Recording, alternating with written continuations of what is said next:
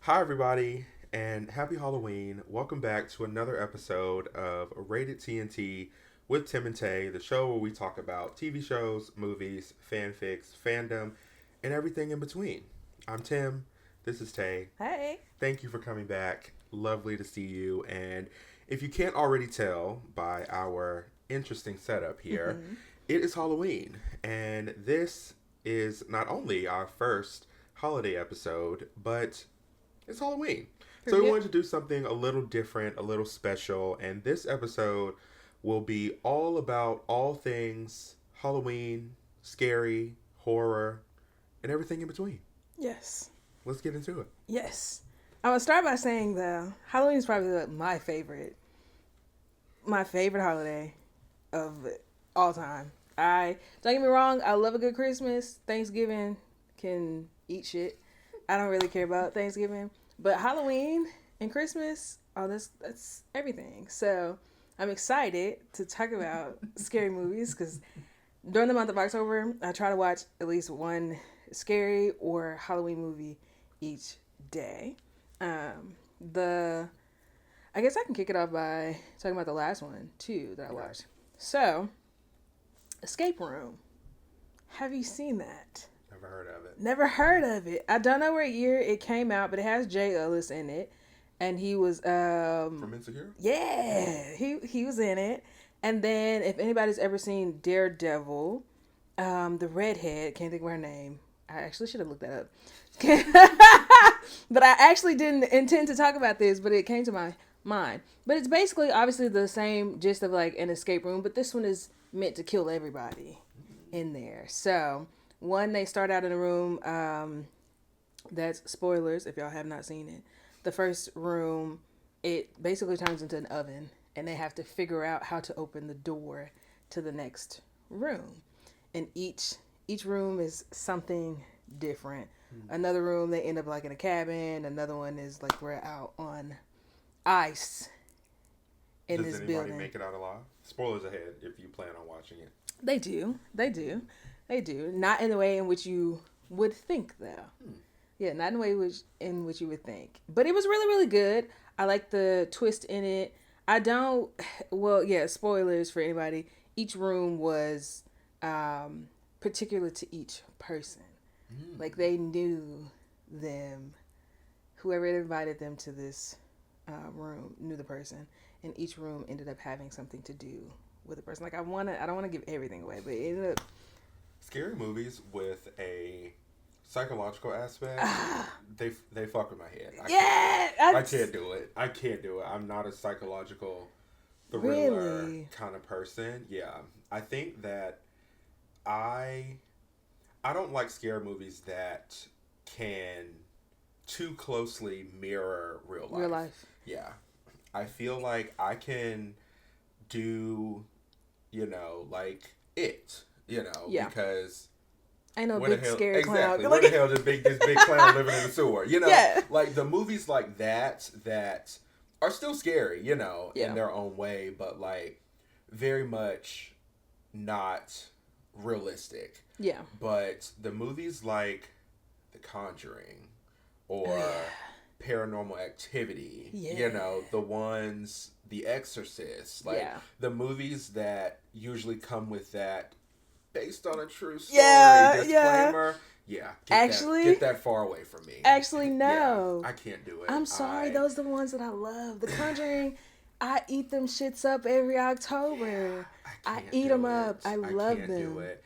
And I feel like these can't really be classified as scary movies, but I like the scary movie franchise. Yeah. Like the ones that are like clearly hilarious, like they're Yes. funny as hell, and like they're still, minor horror and killing here and there, but they're very much meant to be like funny movies. I think those are the ones that I really enjoy.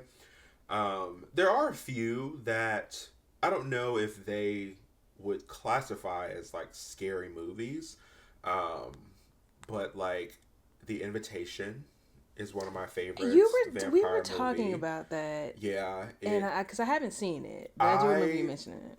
watched it in theaters when AMC was having their little $5 movie day Yeah. many years ago, and so Love completely, those, yeah, I actually. completely stumbled across it on accident because I was planning to just spend the whole day in the theater going from movie to movie, and this was just one of them that we stopped in. And it has, I can't think of her name, but it is the actress from Game of Thrones, which is not helpful because Game of Thrones had a lot of actresses.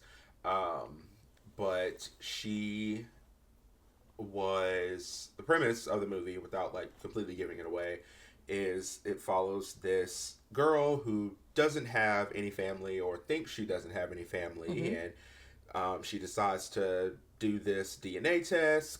Turns out she has a whole other side of the family that she's never known, never knew anything about. They're super rich, wealthy, well off. She reaches out to them, not thinking that anybody's going to respond, and they do, and they're super excited to know her and meet her, and they invite her out to this massive estate. You know, like I said, very well off, very wealthy, wining and dining her. She's having the time of her life, right? Of course, you know, there are little weird things that happen here and there, but she's so like enamored by the newness of it Yeah. all that she just sort of writes it off as like whatever. Come to find out, they're a family of weirdos. You know, Of course. You know, they've got Typically how it goes. got some weird stuff going on. You know, some vampirism type deal. All right.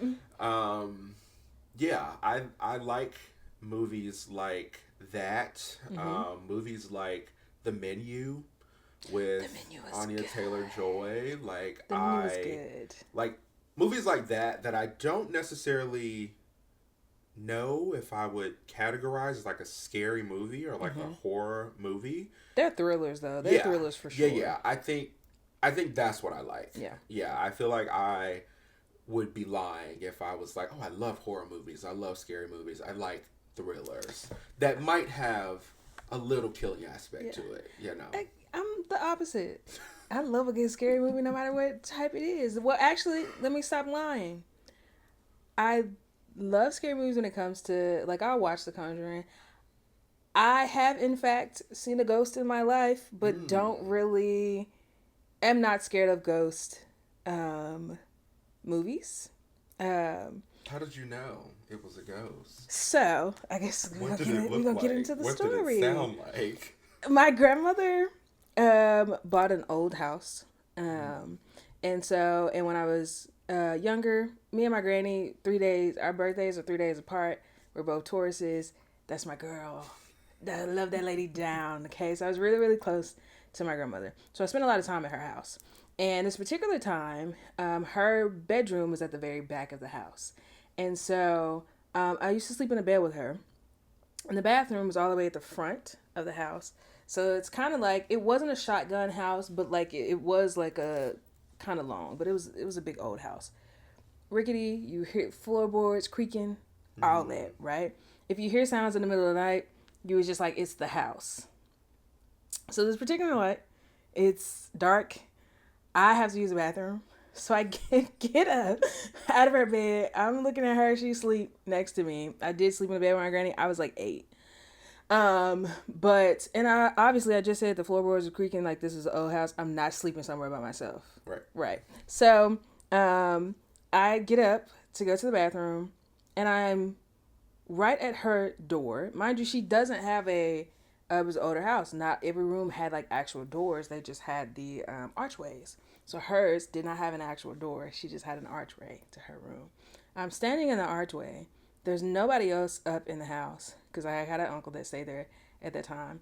And there's a lady in the hallway. The lady is pale and she had on a nurse's outfit. But it was one that was like old. Like when you think about they have nurses on like an old TV show, think about like I want to say something from like MASH, like where they have like the hats that have like the red cross on it, super old. And I was like, girl, it's not Halloween. You dressed like some, like it's you in a costume, right? She looks at me, turns, walks off, disappears. I said, Oh. I said, so, Yeah. and at that point, I was just like, you know what? I don't have to use the bathroom that fucking bad. I went back and got in the bed with my grandma, and I woke her up. Because, bitch, I'm scared. At that point, bitch is disappearing in the hallway. What is this? The lady who owned my grandmother's house before her, mind you, Don't say she was a nurse. before we got to this point, she my grandma didn't get up at that time and told me nothing. She basically just told me to take my ass back to bed. So I spent the rest of the night scared. Didn't get no sleep, actually. But the next day, the lady who owned her house before her, my grandmother did tell me that she was a nurse and that she used to rent out the rooms in the house to people in the town. But she was, in fact, a nurse. So I think to this day, that old ass lady was hunting her house. But she didn't do anything. Looking over the gas. She didn't do nothing to me. So I said, okay, all right. That's very nice. That's very nice. Yeah. But like, to this day. Close or not, that would have been the last time I saw my granny. I think so. I think we would have had to communicate via letter or telephone or something. I couldn't do that. But I think that there is a lot of truth in that. Like, and that's like a trope that I see on TV all the time. But I see and hear those stories all the time about how kids can see ghosts. Yes. Like there are so many stories that I've heard of people will say yeah, my mom or my dad died long before my child was born. Yeah. And then randomly one day, child's playing in the room and is talking to somebody. That showed up on Unsolved Mysteries. Yes. Like the old one they used to come on back in the day. So many fucking times where it's a kid talking to. And they're like, who are you talking to? Yes. And they will literally say their mom or dad's name, and it's like there's no way you could have know known her? that. This person was gone before you were even a thought.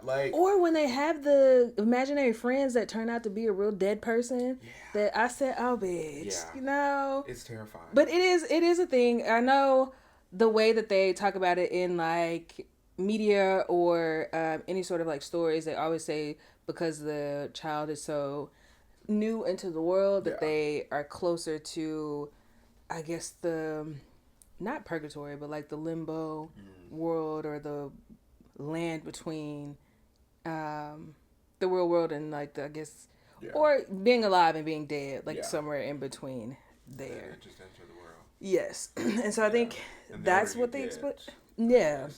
I think that's the explanation that they typically give. Which I think is also would be a plausible explanation, because I've also heard and seen stories of older people who are about to pass away. They will see somebody, past friends or family members. So that, I guess that makes sense, because when you're young, you just enter the world, and then the older you get, the further you get away until you start to get back. When you get older, it's terrifying. It is terrifying. Which is crazy that I saw ghosts in my life, but I love a good ghost story. I'm not gonna lie to you. The Nun, The Conjuring, I eat all of those up. I love them. They don't terrify me. I actually don't have any fear of going to a place where people say is haunted by ghosts. Probably because mine was not she wasn't trying to be on no scary shit, or it's she wasn't trying to harm anybody in my house. Now I have seen the ghost stories where they're actually wreaking havoc in people's houses. Those I'd be actually, you know what? You can keep it. Yeah. I probably, if I was one of the families from the Conjuring stories, I probably would never watch one of the movies. Yeah, no. I probably wouldn't. Easier to watch. That's the kind of thing you watch from a distance. Exactly. But those I'm fine with. Now, the scary movies that I will not do are the movies or horror movies, thrillers, or whatever that make you scared of real life people. I'm not. Those are the ones I'm not. The Strangers, get that shit out of here. If it's some shit that could happen to me tomorrow. Could happen to me tomorrow. No, I don't want to be like I'm already be in fear of my life like from regular shit that we see on the news. You gonna give me a story about some regular ass people just picking my house because you were home, bitch? What? Yeah. They told the people at the end of the movie, she was like, "Why are you doing this to us?" Because you were home, bitch. No, Yeah. no. I don't know if this is technically a scary movie, but one that terrifies me is The Purge. Oh yeah. When I first heard the concept of that movie, like, and ever since it came out, people always say like, "Oh, what's the first thing you would do if we had a purge?" And of course, people are like, "Oh, I'd go rob a bank. I'd go blah blah blah." And I'm like, I'd go to Home Depot and figure out how I can board up all of my doors. Like, what do I you feel mean? like, I'm not gonna be running around. right. I'm like, yeah. I think like those type movies are terrifying. Yeah. Yeah, I've never been afraid of ghosts, and I'm not going to say that they don't exist. Yeah, not. I just choose to remain blissfully ignorant. Okay. But it's for a very dumb reason. It's because I don't like to think of my family members that have passed being anywhere around me. Okay, now that I can Like, get behind. I'm like, yeah. do ghosts have a concept of privacy? Like, Are they here all the time watching me? Right. Or is it just like randomly like when they want to come make an appearance? Yeah. And I've heard people say like oh, like when you're thinking of them, you know, like when you're just randomly doing something and like completely unrelated, and they just pop into your head. It's like, oh, they're you're somewhere here, you know. I like that idea. I don't like the idea that my grandmother's just sitting over there. No, because actually, because that's Granny, you don't need to be watching me all the time. I don't like that. I don't like that. Yeah, I am not. I do have a ghost experience, really, but now I don't. But I don't. It wasn't a person. Like, it wasn't like a ghost person. Oh, what was it? But it is something that happened when I was a child. It is a memory that I like can see so vividly in my head. Like, right now, I know that it wasn't real. Yeah. Like 82% sure it wasn't real. Okay. But and to this day, it still impacts me. It's the reason why I don't sleep with my bedroom door open. Because I also was staying at my grandmother's house. Clearly, that's always how this shit starts. It's always how this shit starts. And I was in my bedroom, couldn't sleep for some reason, off and on. I would sleep for like maybe an hour or two, and then I was up, and then I'd go back out and get back up. So it was in one of those periods. Bedroom door was open, and the layout of this house was the kitchen is here. There's a hallway. And then down the hallway is all the bedrooms. So mine was on the right. There was another one across. Further down on the right, my grandmother's bathroom. Another one at the very end of the hall. And one of these periods where I had woken up, I saw a train going down the hall. Oh, now, that's in my crazy. head, I'm like, there can't be a train in this fucking house. It's like, but I was no like, way. even if there was a train and it was like moving, it was as if like I was sitting in my car watching a train drive by. Like, it was moving. And so I was like, logically, this train can't be coming from the kitchen. And even if it was, it's literally going straight into this bedroom. And so I just watched it go by, and then it stopped. And the door opened of the train, bitch, no. as if it was like inviting me to come on. Now, nobody ever came out. I never saw anybody. I never saw a ghost or a person or anybody on the train. But like, it stopped. The doors opened up as if it was like asking me, like, we're here to pick you up. Okay, let's hop aboard. And I remember being so paralyzed with fear. I would have been too. Like, even to this day, like as an adult, I don't know that I have experienced a fear quite like that before. Which is saying a lot, because I've been in like 3 different car accidents. Yeah. Like, I have never experienced I always hear people describe like true fear and terror as paralyzing. Yeah. But that was the only time I'd ever experienced it. Like, it was as But if like, how old were you? I don't remember. It was definitely super young. Like, okay. Because like I can imagine 7, as 8. a child, and this is a fucking train. It was that's crazy, paralyzing. Like, I could not move. Like, even if I had the dumb idea, like, oh, I want to get on this train, see where it's going to take me, I could not move. Yeah. Like, I could not get out of the bed. I could not move my limbs. Honestly, my legs. nowhere. No wonder where that shit was taking you. So, like, actually glad you didn't. And to this day, I always wonder, like, what would have happened? Like, had I gone, because I hear stories all the time, and I've seen stories where people just disappear, right? Like, without a trace. Without a fucking and I'm like, trace. Would this have been that? Like, if I would have gotten on that train, like, would it have just taken me to wherever the fuck? Like, and it just looked like I just up and vanished. Disappeared, yeah. Yeah, I think about it quite often. But to this day, it's why I never sleep with my bedroom door open. I just don't sleep with it open just because I feel like it's another layer. If somebody decides to break in, you got to get through that two is doors. What they say. For safety, you know. Yeah, for safety. You should sleep with But there are a lot of bedroom people that door I find closed. out... Burglars and fires, apparently. Yes. But, like, I found out that there are a lot of people that sleep with the door open. And I was like, oh, you're a psychopath? You're a serial killer if you sleep with your bedroom door open. Yeah. I'm sorry. There's no coming back from that. I'm actually scared of you, friend. Terrified. And the craziest part about it was I was the only one there.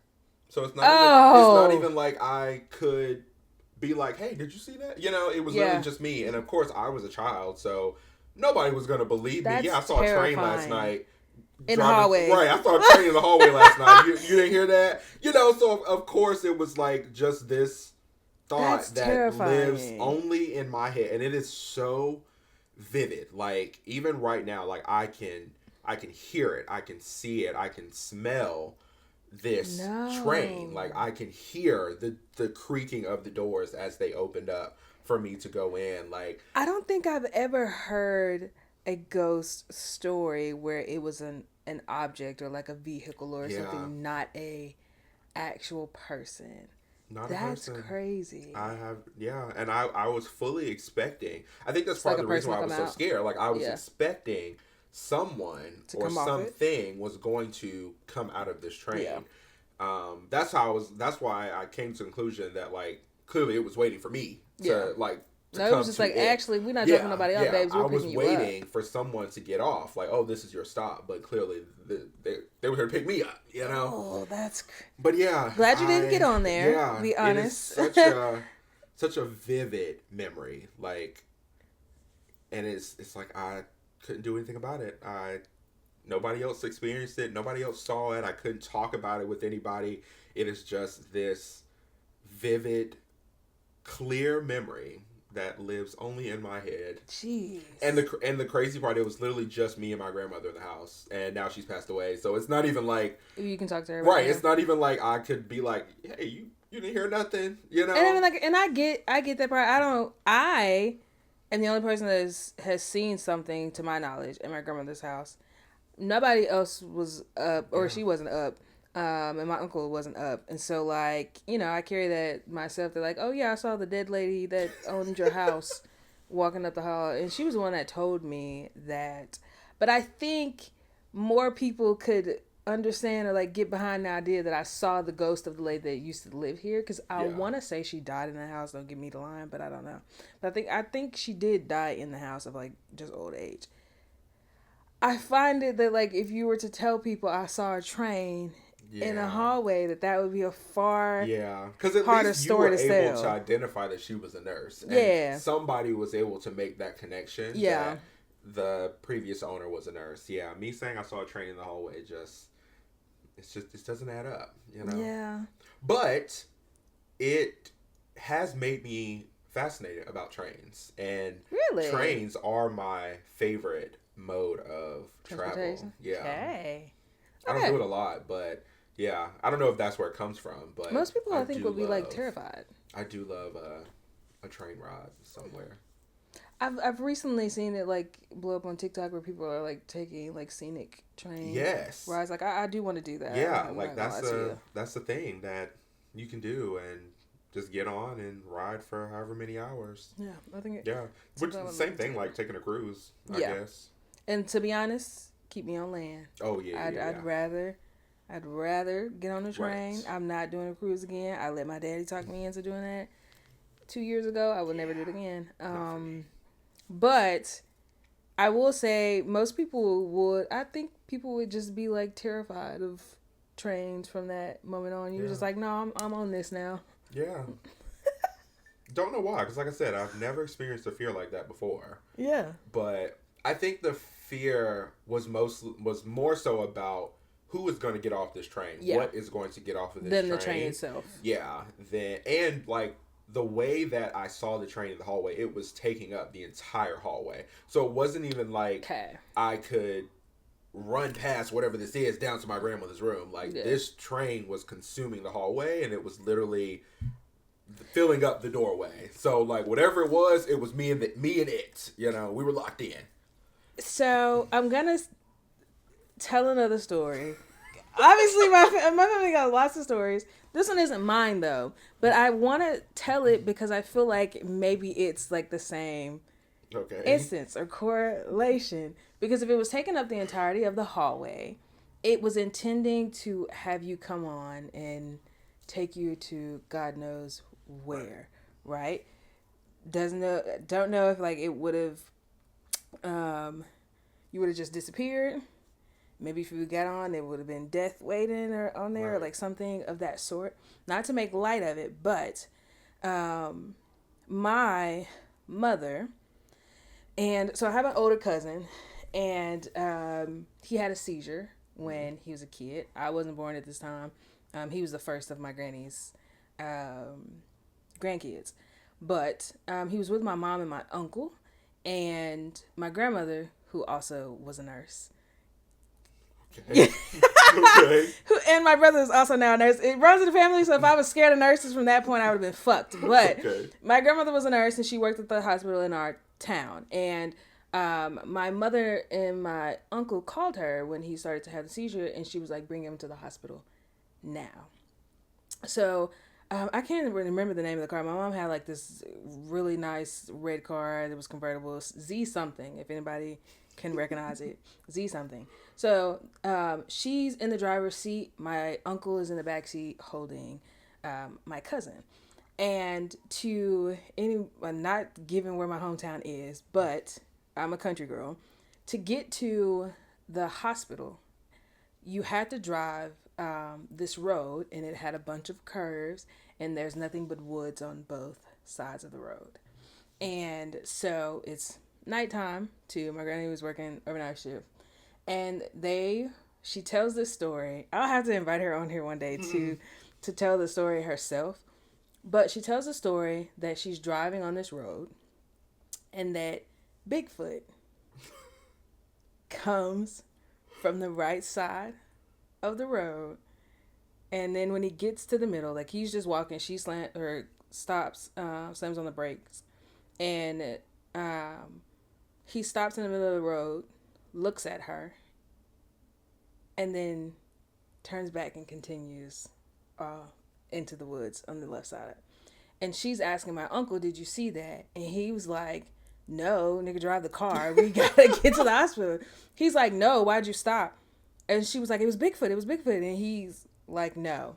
She continues to the hospital. They get him there, get him what he needs. He's fine. To this day, he's still here. He's my oldest cousin, love him down. But after she talks to my grandmother, black superstitious family, my grandmother said that it was death, that had she not stopped on the brakes and hit him, that she thinks that my cousin would have died.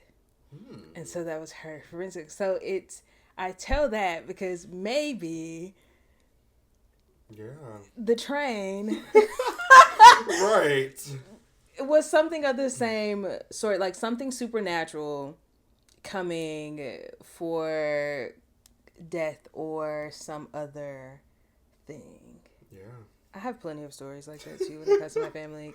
Crazy. But I also Wow. will say that I did live in an area, in a state, like I'm from a state that does have Bigfoot sightings, and it's like a thing there. So don't know if it was actually death or was it real Bigfoot walking Mm. across the car, but my mom swears by it to this day. And my grandmother thinks that it was, she doesn't think it was actual Bigfoot. She thinks it was death. Yeah, that would terrify me. Yeah. It kind of does. Just hearing it. Just here. It It's, reminds me of this. Have you ever seen the Chilling Adventures of Sabrina? is The that the spinoff from on, Sabrina the Teenage Witch. and it was on Netflix, wasn't Yeah. it? I haven't, but I've heard really, really good things about it. Yeah, it's well. I think spinoff might be the Because it's like, wrong it's, word. yeah, since I don't think it's, I think it's like, it's, isn't it like completely different, but like Yes. keeps elements of like Sabrina? Yes, and maybe spinoff is the right word because they did make a connection to that show at some point. Like Yeah. they invited like to the ants from that show to be on this show, so Yeah. maybe it is spinoff. But it reminded me of there is this. There's a part of that show where all of these ills are released on their town. Okay. And one of them, I can't think of his name, but it's the concept is like it's a guest, like somebody who is lost, Yeah. and they will come to your door, ask, "Can I come in?" And "Can I have some water? Can I blah blah blah?" Like asking you all these things, and the trick to survive it is you have to do all the things that it says. So Really? like, "Can I come in?" "Sure, come on in." "Do you have water?" "Sure, have some water." Like, Yeah. "Can I have a snack to go with it?" "Yeah, here you go." And "Thank you so much." And then just Yeah. it leaves. Okay. Like that is the trick to survive. So but if of you- course, the natural instinct is to be like, "Hell, motherfucking no, you Like, can't come in here." No, get And the that's fuck. how they die. Okay. So like that's the plague, the ill Yeah. of it is like, being uninviting and and it's not like a normal looking person. Like it is somebody that looks homeless And then that's- so Yeah. like it looks like a terrifying person, Yeah. right? So of course the first inclination is fear, like, "Oh, absolutely not, get away from Get me." the fuck. Some of them like slam the door in his face, and of course that's when he comes in Yeah. and kills them. But it reminded me of that, like instances where you just have to do what feels natural in the moment. And I feel like Yeah. that felt natural for her to like, because So now I'm works. like that kind of story would plague my existence because it You- would always make me think like, well, damn, what if you would have hit him? Like, What, like, what? well, guess we'll never know. We'll never know. Which I think that's also you, though, because like you think Yeah. of like what would have happened if you would have gotten on the train. I do think about it. Yeah, and Quite I think often. she'll bring it up every so often, and she will talk about it because obviously I am a black woman. I was raised in the South. Black families in the South. Right. They're religious, and a lot of things that come with being religious.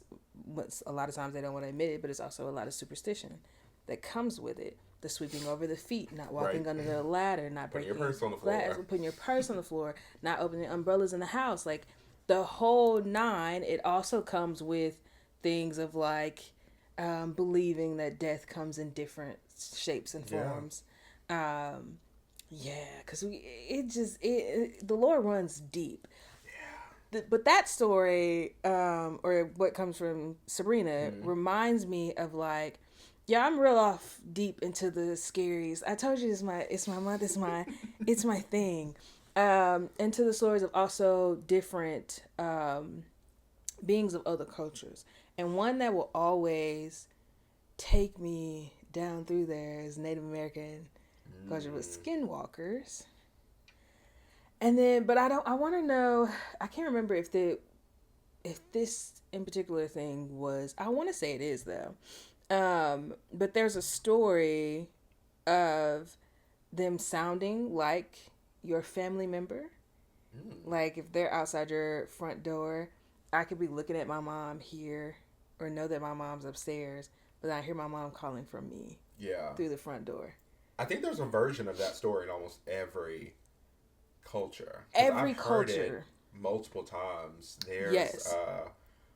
the area where I went to college is a story like that. Like very dangerous woods, and Yes. like it is a common lore, common knowledge for the people that live in and around that area, that like at a certain time of night You need to be in the house. right, you need to be in the house. And like that is the premise of what they say, is that like you will hear your Things calling to right, you. your friends, your family, your whoever calling you from That's crazy. outside, and like that's how they get you out there. That- There's a show about that too. I can't think of the name. I've only seen like 2 episodes. I think it's on like Apple TV or something like that. But yeah, I feel like that there's a version of that In type every story in every culture. Yeah, But this one I just know from because the show Skinwalker Ranch. You know, there's a ranch that's supposed to have like a lot of supernatural activity and a lot of these things that, and I think it's on a reserve, and like it runs deep. Yeah, those are there, the type but- that I would have to stay away from. And I eat I'd them have to up. stay I'm not away gonna from lie. it. I eat them up, and I'll go down a rabbit hole because like I've seen some TikTok videos, a couple of them that like the person is riding a horse walking up to an area, and the horse hears like, or you can hear it too, like a crazy noise in the video, and the horse immediately was like, "Actually, bitch, no," and he turned around, and they were saying that like it, because I think I can't remember exactly what the noise sounded like a wounded animal or like something of that sort. And I was like, if you get close to it, it's not what it's Yeah, pretending to be. I've heard that about animals too, and I've seen that about specifically like cats or dogs who have of course they can't say like, oh, it's a ghost over there, bitch, but like I've seen like, you know, videos of like animals reacting to stuff that clearly they see or experience or feel that we don't. Yeah, you know, Terrifying. it is quite terrifying. But I love them. I'm not gonna lie. I do like the things that could be real. Besides people, I'll do the supernatural real things, possibility realm of things, you know. I will not do the real actually living breathing people. I don't like, I can't because like I don't want to be in my house all day. I will know that there's a werewolf on the loose and I'll still go outside. I don't know, that's me. I'll still go outside because if they want it to be known, if it's been a thing that's been around all this time, if Bigfoot has been around all this time, he don't want to be found, and neither do them werewolves. So I'm going to go outside because I don't think they really, you know, they're not going to do nothing to me because they don't want y'all to know that they're here. Yeah. And if there's a chance that the werewolf could be Klaus Michelson, of course I'm going to risk it. Like, I'm going to risk it, okay? I'm going to risk it. People? No. Yeah, No, I'm not doing it. But to piggyback on the Klaus thing, because we was talking about this earlier, I know y'all love Elijah. I know. I don't get it though. He was a fuckhead. I don't. Not to say that he was terrible. One, he was a hypocrite. We did talk about that. He was in fact a hypocrite. But I also just like, it was Klaus. Yeah. It was Klaus. You knew what you were getting with him. Yeah. And then, if I'm a risk it, I'm a risk it for Klaus Michelson. I'm sorry. That's just. He was the better brother. He was the better brother. That's. Would I be afraid that like he would stab my neck every 2 minutes or so? Yeah. But we can work through that. You know, bring me back so we can duke it out. Yeah. Turn me. That's gonna solve all of it. And then from there, we'll keep going. Elijah, no. Okay. No. I need to move on from the scary stories. So I feel like I will be buying Sage after this. You know. Okay. So I want to switch to also in the Halloween theme. But Yes. just on a little bit of a Lighter note. lighter, more playful note, one of my vivid memories of Mm-hmm. Halloween, not so much now. Well, that's not true. I still do it as an adult, but definitely as I was growing up is Disney Channel. Of course. Of I course. love, and I feel like maybe I've outgrown Disney, so I don't really know what goes on over there anymore, or I if they haven't in a even while. still do any of the same stuff. But I distinctly remember like how big of a deal Disney made the holidays, but Yeah. especially Halloween. Like Yeah. the Halloween movies, the Halloween episode of every show that they were playing, Yeah. like that was that was my scary movies. Mm-hmm. You know, Mm-hmm. I couldn't do the Conjuring and Paranormal Activity, but I could do I could do Halloweentown. that. Yeah. You know, I didn't. I could do Twitches or For sure. For Hocus sure. Pocus. Like I feel like that was my favorite memories of Halloween.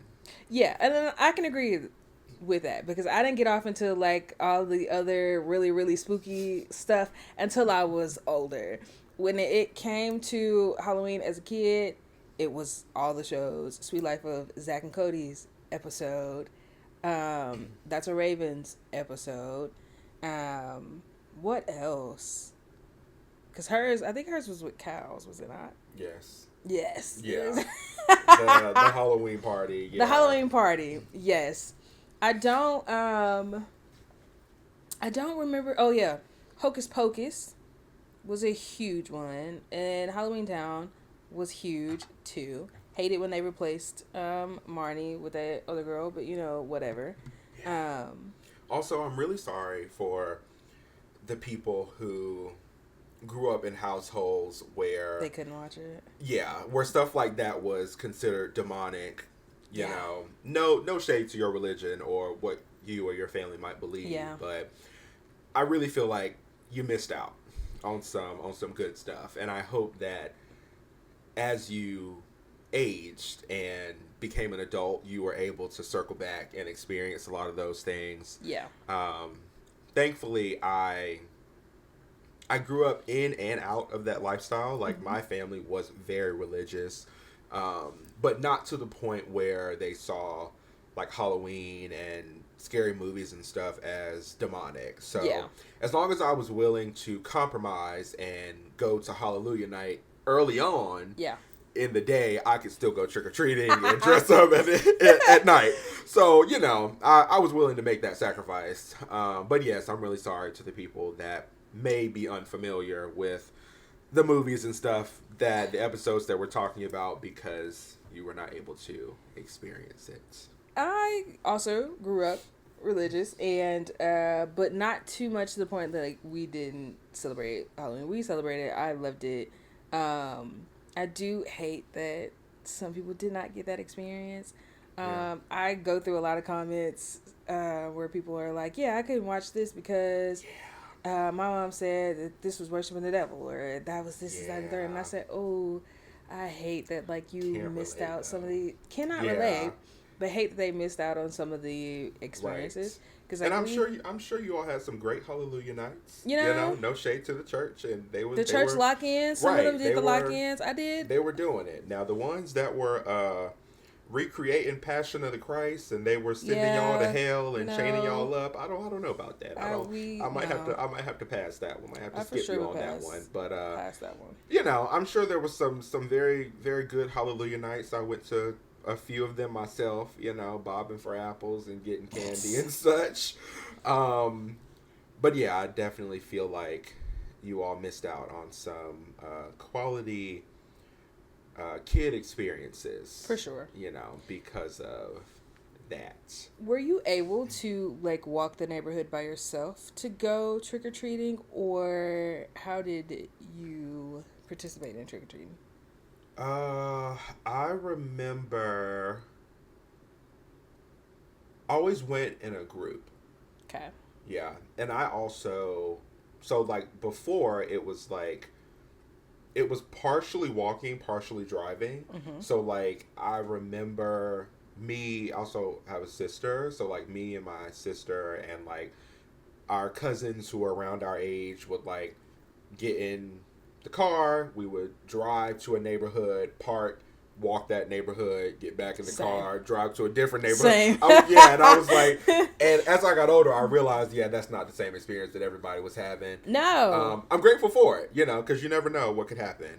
When you're that age, you don't really think about anything beyond like trick-or-treating and candy. So shout out to the adults, Most of the movies show like the kids just Right. walking with their parents. Right. So I always wanted to know, like, did anybody else have that experience? So my mom did the same thing. Like, we would go, because I also have a brother.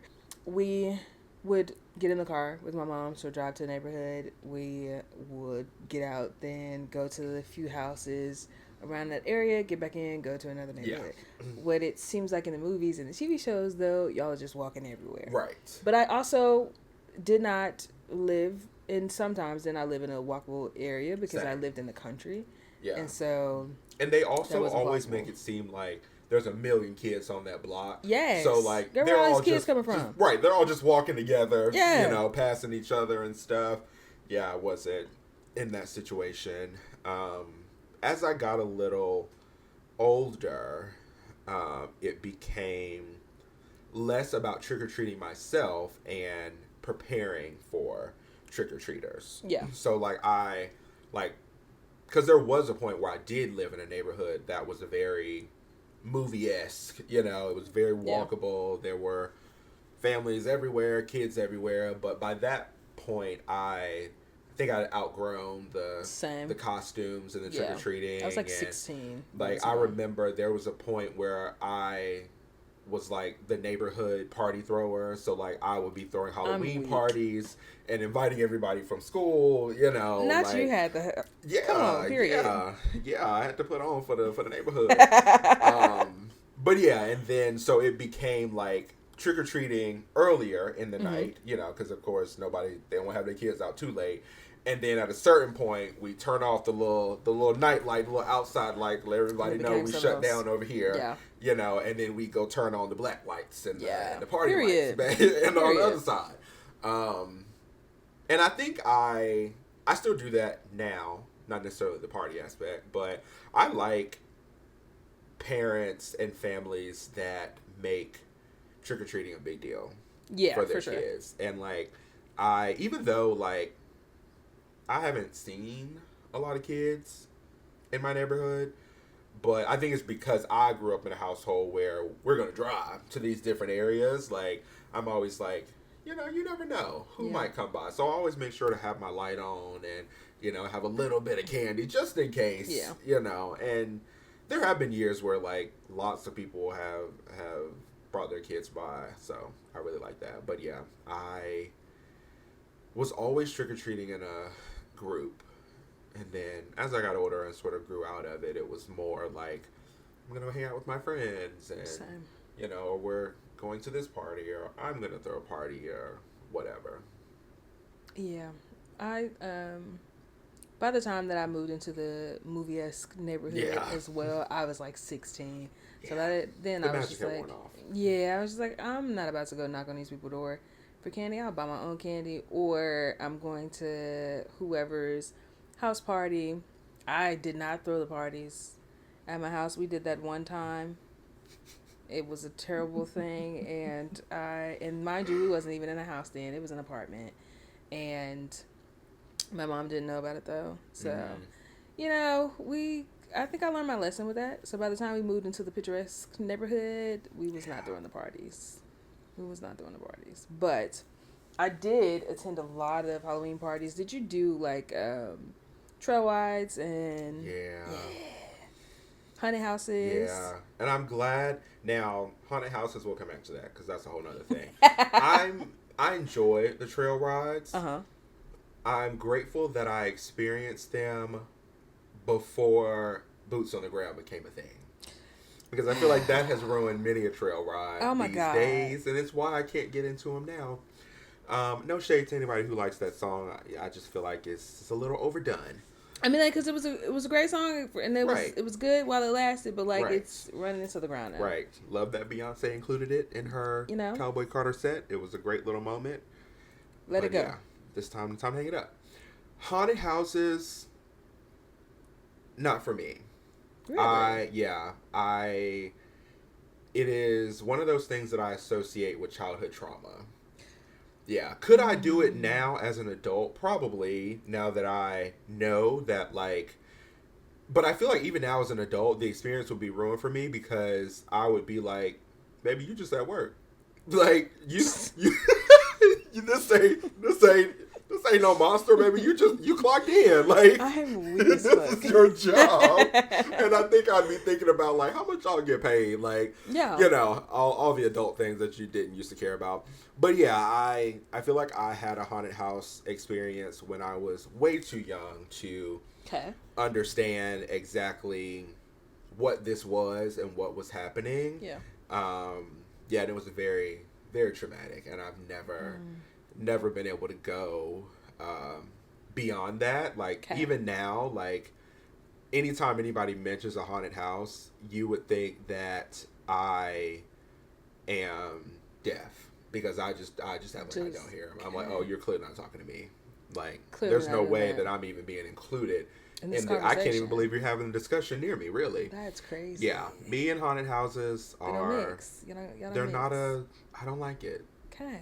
Yeah, I don't like it. I think it's the idea of intentionally trying to scare Like, someone. Granted, like, a lot of those things have, like, waivers and stuff that you have to sign. Yeah. Like, ain't nobody going in no haunted house if you know you got a heart condition.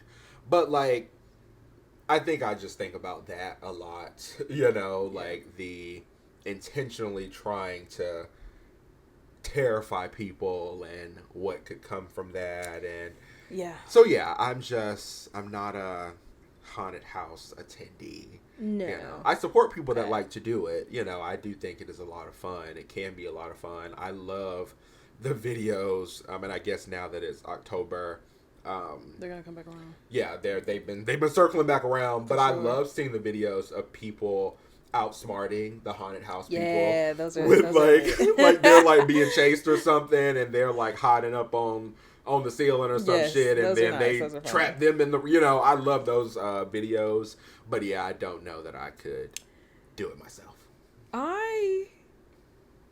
My reflex is to punch, so I Yeah, steer clear that's of those another things. thing. Yeah, I would end up putting my hands on people. I just Yeah. it's just a reflex. If you come out of nowhere and like you're in my face, I'm gonna 1-on-1 too. So. It's actually surprising you don't hear that more often. Yeah. About like literal fights happening in haunted houses, like, especially because I feel like that's a lot of people's response. Yes. And being on the other end of that, like, just being hit out of nowhere when, like I said, I'm just trying to do my job, I feel like there would be a lot of, like, assault happening in haunted houses.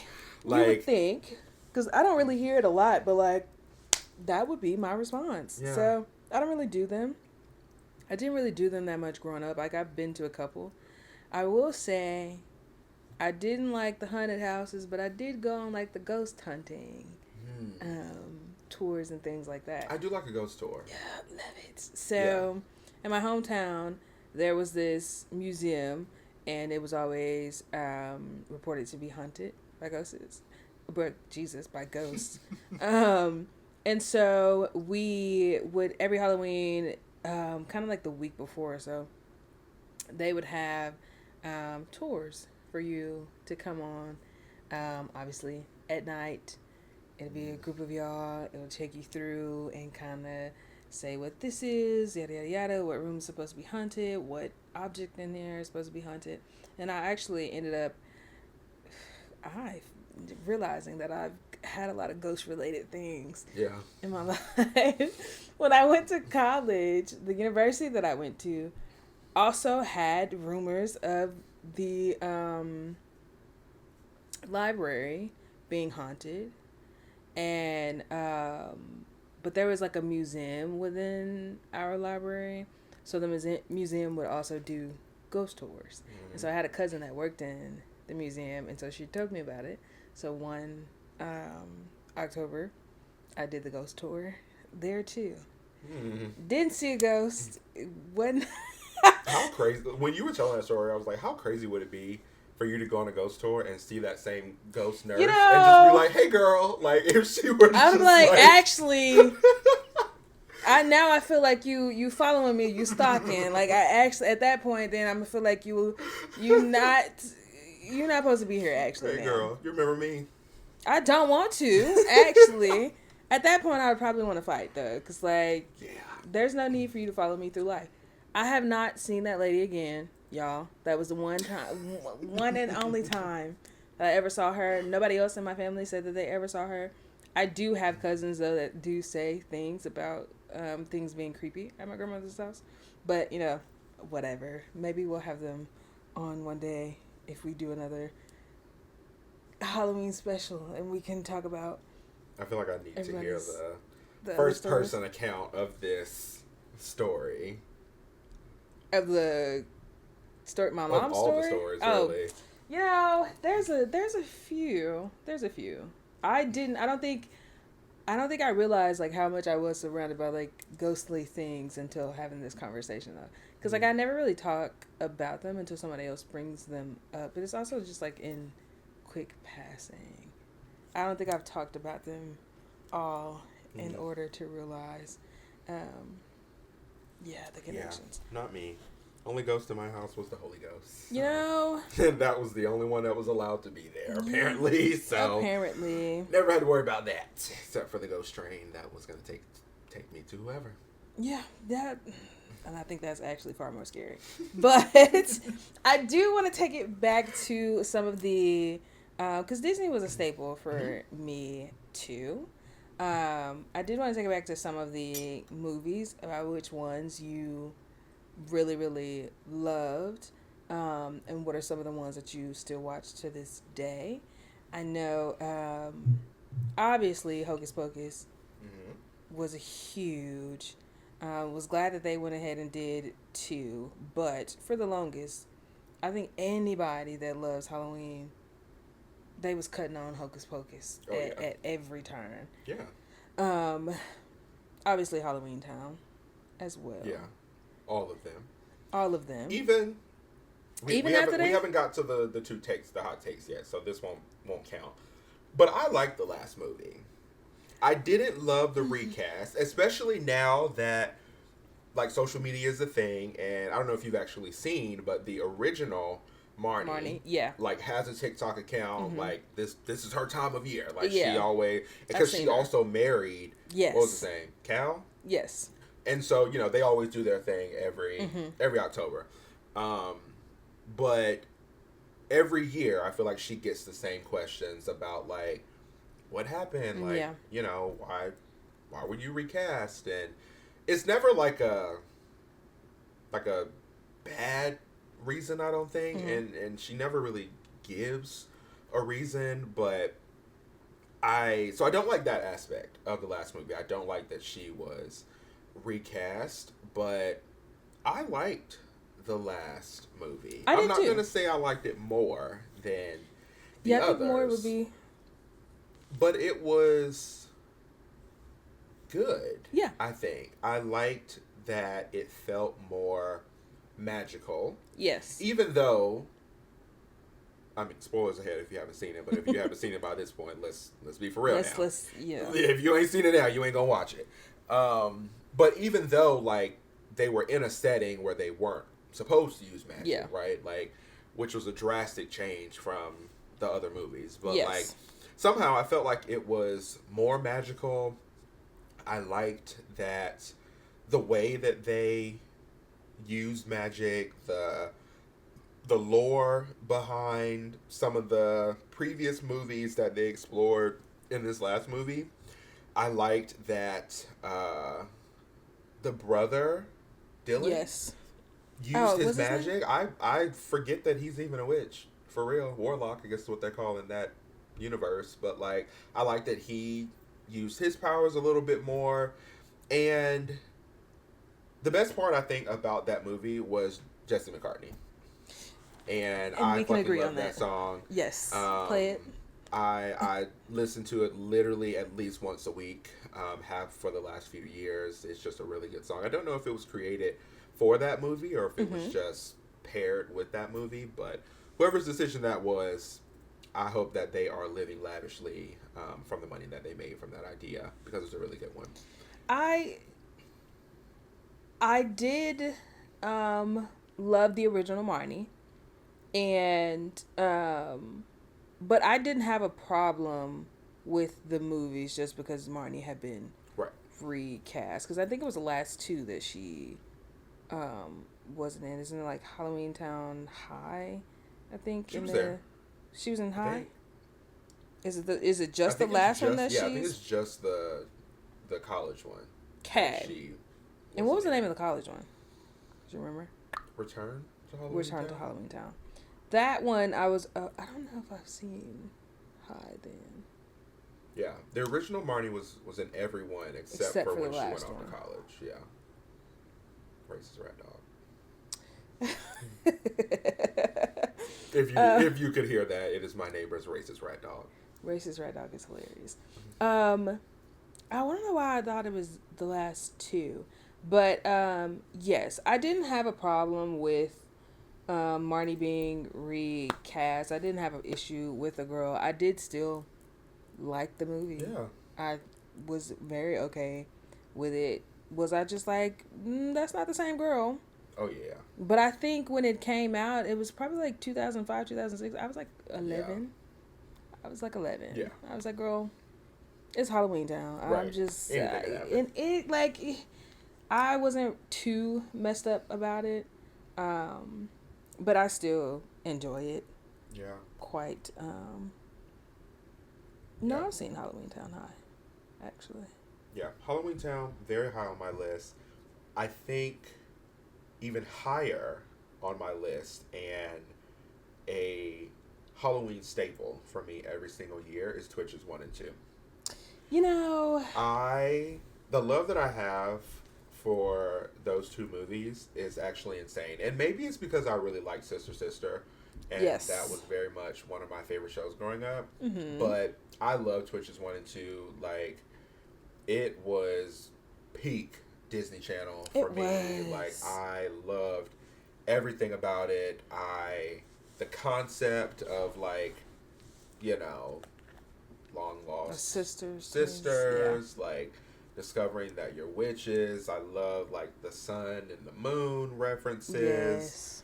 I love Enjoyed them finding out about their parents right. and like I love Coventry. Yes. Like such a it was cunty great. name. Like I loved Coventry. Yeah.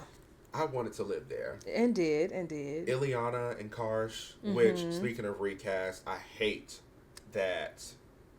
Were they both recast or was it just one?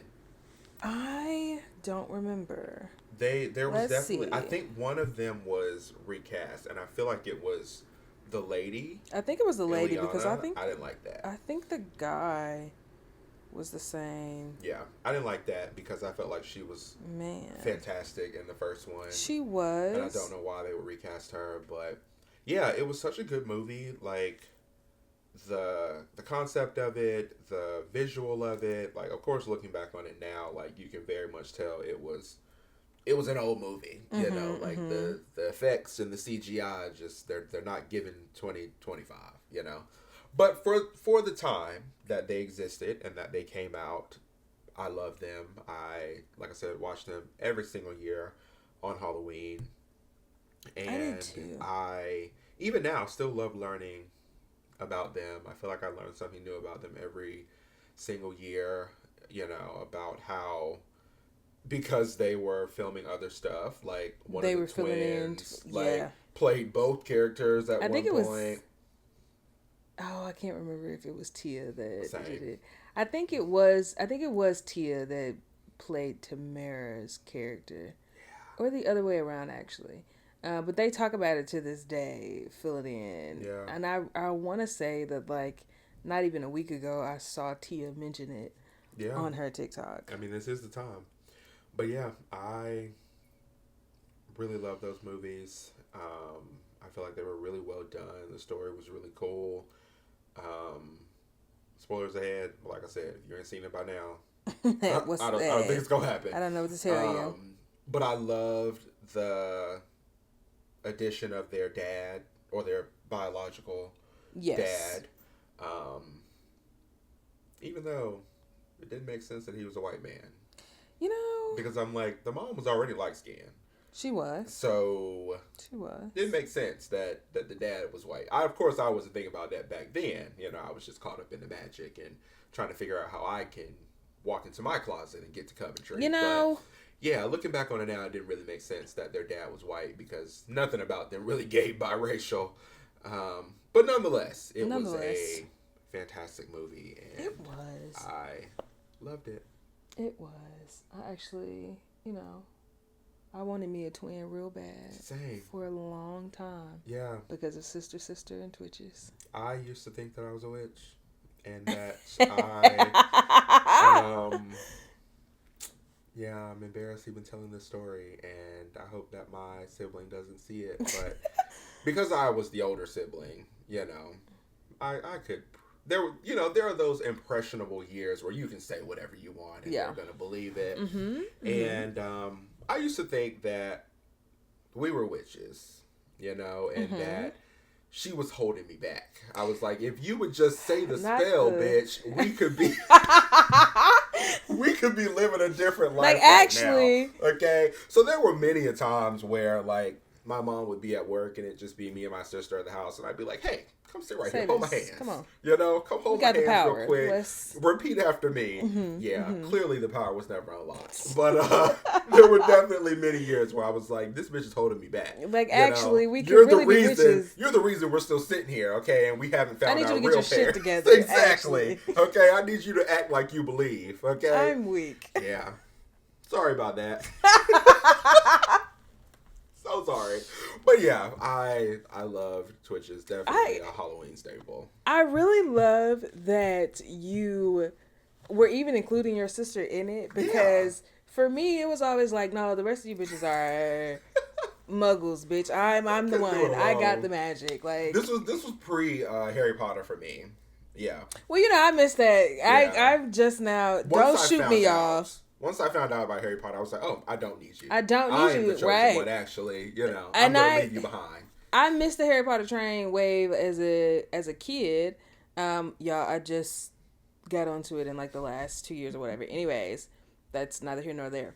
But even then though, like I understood that like they had a twin and it was them and they family, their actual birth family. Yeah. For me though, I was just like, I'm the chosen one. The fuck the rest of y'all.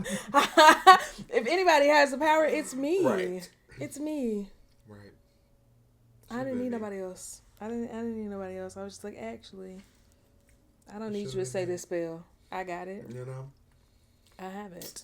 Again, sorry about that.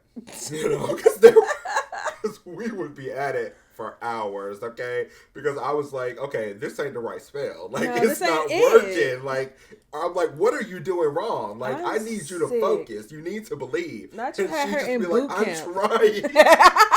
You had her in witches boot camp. You're not trying hard enough, okay? Because we have not levitated yet, okay? You're not trying hard. Yeah, we would be at it for hours.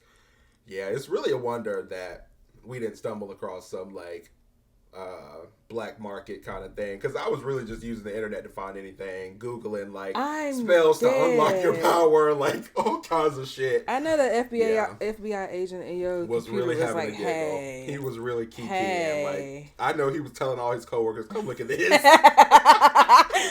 y'all, come look at this." Like, look at this shit here. Actually, yeah, clearly the power was had never a field unlocked. Day. Yeah, it was never unlocked. That's fucking hilarious. There's a part of me that's still resentful, and I still think it was her. I still think she's the reason that we never quite unlocked it, but that's okay. I got over it. You should tell her that. Like, actually, I still think you're the reason why we didn't. Get our powers. If you see this, be ready to go on Thanksgiving because we're gonna try again. Okay, we're gonna try. We're gonna bring it back. We're gonna bring it back. Run it back. Actually. Yes, but yeah, Disney Channel was like a staple for me, like even outside of the movies, like the That's So Raven episode that you brought up, like the Halloween episode where they were turning into cows, and like I will never ever forget the Sweet Life of Zach and Cody episode with the ghost in 613, and something about the look on Esteban's face terrifies me. When he was possessed? Yeah. Yeah. Yeah. It haunts my dreams. Like, shout out to him because like he ate that scene up. Like he was such a good actor in that show. But like that episode was probably one of the scariest things I'd ever seen. And to this day I still feel like it is terrifying. Like I'm gonna have to go watch it back as an adult well to see how terrifying he played that role, and like that possession was insane. Of course, like I said, like those are the things that scare me the most. Yeah. Like the movies about like paranormal activity and possession and things like that. Like, yeah, I can't get behind it. Because I loved it as a kid. You know, I was obsessed with Sweet Life of Zack and Cody. I was convinced that I was going to marry one of the twins. Valid. But, and, but I remember the episode, but I don't remember being, like, terrified of the episode. I remember it being really good, though. Completely unrelated, but also related to the show. I saw somebody on TikTok years ago ask, like, did anybody ever win that sweepstakes?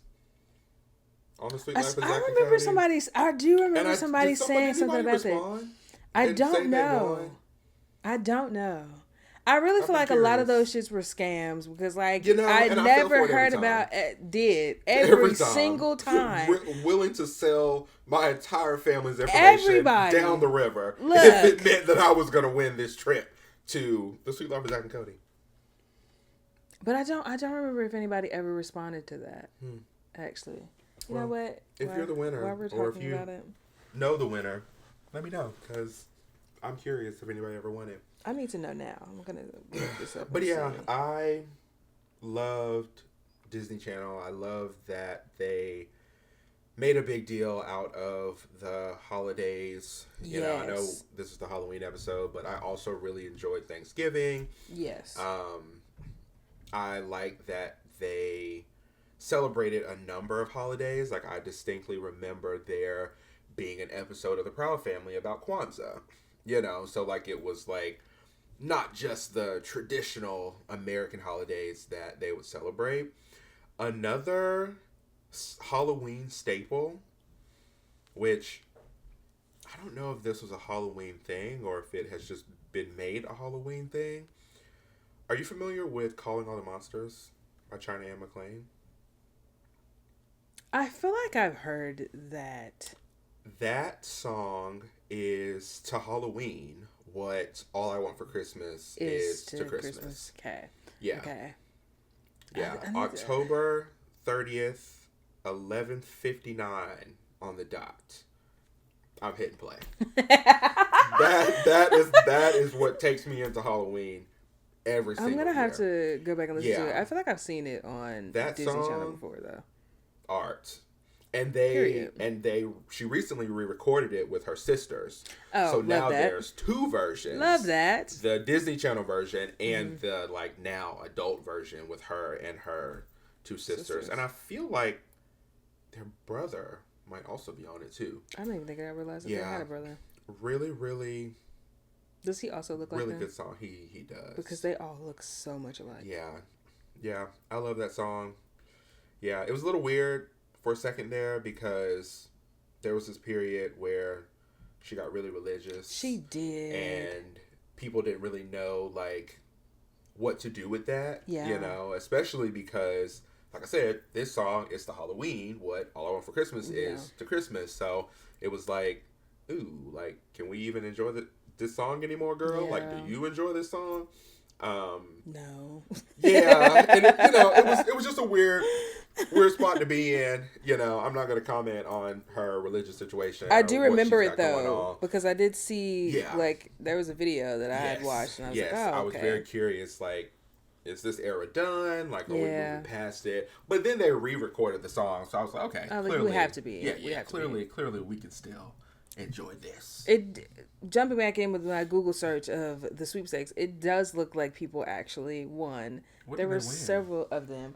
One was decking out your room sweepstakes, and he came on to the set and met all of the stars.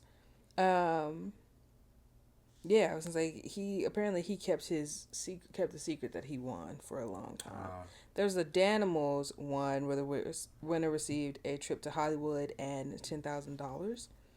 Um, yeah, so it looks like people actually, but it doesn't say if he actually had his room decked out. Like, did y'all redo his room or anything? What's the deck out your room portion? Because looking back on it now, I think I just had the thought that if I didn't win, it was a scam. Yes, but it also, I don't remember him bringing back the winners and Yeah. saying like, "Oh, this was who won it." It just stopped coming on and stopped showing. I'm like, if I wasn't the winner, then clearly nobody won, and this was all a lie. Because the person that was supposed to win didn't win. Exactly. So, like, I don't care anymore. Exactly. Actually, it was supposed to be me, and if it wasn't me, then it wasn't anybody. Yeah. Well, I think I found the TikTok. The girls was like, "Who won the Danimals sweepstakes?" Yeah. And well, good for them. I hope they enjoyed it. Had a great time. Yes. I would have had a better time, but you know, guess we'll never know. Oh, I feel like we can't close this Halloween segment without talking about one of the best Halloween movies. Well, it wasn't a Halloween movie. One of the best scary movies, horror movies, thriller movies, all the above, that came out recently, Sinners. Yeah. Oh my God. That movie, I think, like I said, it was not a Halloween movie. It will be from now on. Yes. I think that will become a right next to Twitch's Halloweentown, Hocus Pocus. I think that I will be working that one into the annual watch rotation. Yeah. I am not embarrassed to say that I saw the movie in theaters 11 times in total. Period. And I would do it again because it was a really good movie, and I was glad to give my money to Ryan. Absolutely. And because I have no problems giving my money to somebody who loves their craft. Yes. I love to sit and watch videos of him talking about the different lenses he would use, the different setup of the scenes, like the backstory and like the research that they did, specifically how Chinese Americans were in the Delta. The research and the backstory that they did on that to make sure that they the characters portrayed them accurately. Even though she ruined everything. But, Hey. We're talking about the art. And the history and the care put into creating the film. And I think that was my favorite part. Outside of the movie itself just being a masterpiece and how well it was shot. And also just the correlation with the Delta.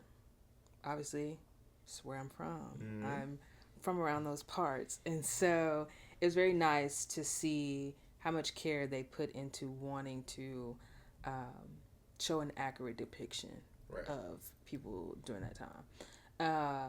I also want to say, like, when I went into movies to see it, I don't know what I was expecting, but I did not get the movie that I was expecting, but I loved what I did get. Okay. I absolutely loved what I did get. I think from what I saw, I wasn't expecting it to be action heavy. Wasn't expecting it to be so many fights, and I thought it was just gonna be like a little something with vampires. It actually ended up being a whole lot of something, and I was like, oh, okay. And then I will say, I only saw it the one time, and that was because I let my friend buy the tickets, and my friend bought the tickets, and we saw it in 40X. And when I tell y'all, I'm sitting there, because the movie theater we went to, they have fire hot dogs, and I'm not even a hot dog eating ass person, but they have fire hot dogs. That's about the only time that I eat a hot dog. I'm trying to eat my hot dog and I'm getting thrown out the seat. I said, fuck. And they were starting it doing the previews, and I was like, can we just wait till the movie starts before y'all start throwing me from the left to the right? And then it was when people were shooting puffs of air going by my head, I said, hey, I got sprayed with water. I said, hey, and I wasn't expecting it because I did not know that he'd bought tickets to 40X. Yes. The only way that I figured that something was a little amiss is when I sat down and I said, why the fuck does the foot thingy? I said, what is this? Why does this feel like that? And he was like, I don't know. You don't know? What the fuck do you mean? You don't know. I took one bite of the hot dog and then people started shooting on the screen in the preview and like I started being thrown and I said, all right. Okay, we're in for a ride. But I will say in some parts I did enjoy it. Like when they were driving down the gravel road. That makes me another point I want to make about it. But driving down the gravel road, you would bounce whenever they were in the car. You would bounce in it, and it was pretty. It was really nice. But another scene in it that I really thought was powerful, and I can't remember what is his name, but the harmonica player, the harmonica player. He when he was telling the story about the losing his friends, and the people around him, and when he was in the car, the way in which it consumed him with emotion, and he stopped and started to sing as a coping mechanism for the things that he'd experienced. I thought that was a really powerful scene. I thought it was very moving. And I just think that he did a phenomenal job with that character. Everybody was cast perfectly. Yes. Perfectly. Yes. Yeah. And you could tell they all took a lot of care with their roles, and like I loved Annie. Yes. Like truly the scene stealer. Like every scene that she was in, like it was hard to not focus on her, and I feel like there were so many aspects of that character that I really enjoyed. Like even outside of the movie, like hearing them talk about the learning and the care that they put into hoodoo and making sure that it was portrayed in a way that felt real and authentic and not like, you know, making a mockery of it, especially with, I mean, similar to the stories that we were just telling, like the way that religion permeates a lot of the Black community and seeing a lot of stuff like that as evil and of the devil and witchcraft, you know. So it was really cool to not only see the care that they put into portraying that, but like the way that it was shown in the movie as well. Like I love, and I can't even take credit for this point because I saw it like online, like when the movie had come out, but like somebody had pointed out that like there was no point where they questioned Annie. She was like, this is what it is. Yes. And they were like, great. Let's roll with it. Right, let's get it moving. And even when she was wrong, right? Even when she realized, oh, that's not what it is. It's this. There was never a point of doubt of like, no question. Okay, girl. Nothing. Like they were just like, okay, you're the expert. You know what's going on. Tell us what to do. Tell us how to get there. You know. And I love that. Like I feel like that was a way for that they were showing respect to the art of hoodoo and the people that practice it, which is largely members of the Black community. But like I love that they didn't question her skills or her knowledge or anything like that. Like even it's hard to tell, Smoke, Stack, whichever one. But even she was Smoke was her man. Smoke was her man. But even like the way that he talked about it, right? Like you could tell there was a hesitation, you know, like, oh, I don't believe in all that, you know, but you still wore that bag around your neck, you know, like somewhere inside there was a respect for it. Right, for sure. There was a respect for Annie, and there was a respect for the practice, like even from the perspective of a skeptic in the movie, like there was still respect shown to the practice of hoodoo, and it was really cool to see that. I really hate, spoilers ahead if you haven't seen it, but if you ain't seen it by now, I don't know what to tell you. I don't know what to tell you. I hate that she died. Yeah. I think that took me by surprise, like, because I was definitely getting Final Girl energy from Annie. Yeah. Like, it was, I just knew that she was going to make it up out of there. I do like where they took the story. Yes. You know, like, I like that after she died and she was reunited with the child baby. that they lost. And so that was really, really beautiful. I think that's the only thing where I was okay with her Yeah. dying, because I felt like when she did, and then also when Smoke did, it completed their family. Yeah. With them being together again. So Yeah. I think that I was okay with that. I was not okay with him not killing Stack. Somebody should, Yeah. But I get it. I get it. Yeah. I get it, because that's his. That was his little brother, even though they're twins. And he also, like, it was made a point throughout the movie to show the ways in which Smoke had always protected Stack. And so, obviously, he couldn't. Yeah. It made sense. It made sense. For who they were. It made sense. But they also, I really did like that they paid attention to so many minor details within the movie as well. That it's just with the coloring between Smoke and Stack, with the ending, I know with Smoke rolling his cigarette. Mm-hmm. The reason why Stack rolling was because of PTSD from being a soldier. And it was little things like that, because in the beginning of the movie it started with him handing him one, and then in the end, can't do it without you. Can't do it without you. It was the minor details that I really, really enjoyed going back and looking and seeing them. I thought those were really, really. I think it just shows the amount of care that they put into putting this movie together. Yes. So, and I 10 out of 10, definitely recommend. Like, I love the movie. Need there to be a second one? Yes. Preferably a prequel. Because I have a lot of questions that I feel were unanswered. I feel like Preacher Boy's dad knows more. For sure. Than we were originally led to believe.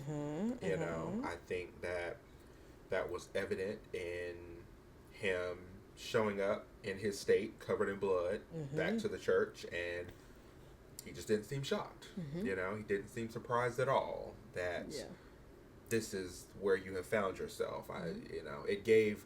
I've seen this before. Like, I'm no stranger to this site, so I feel like he knows more than we were led to believe. I need to know more about the guitar. Yeah. Why was there silver? Is that what it was? Yeah. Why was there silver in it?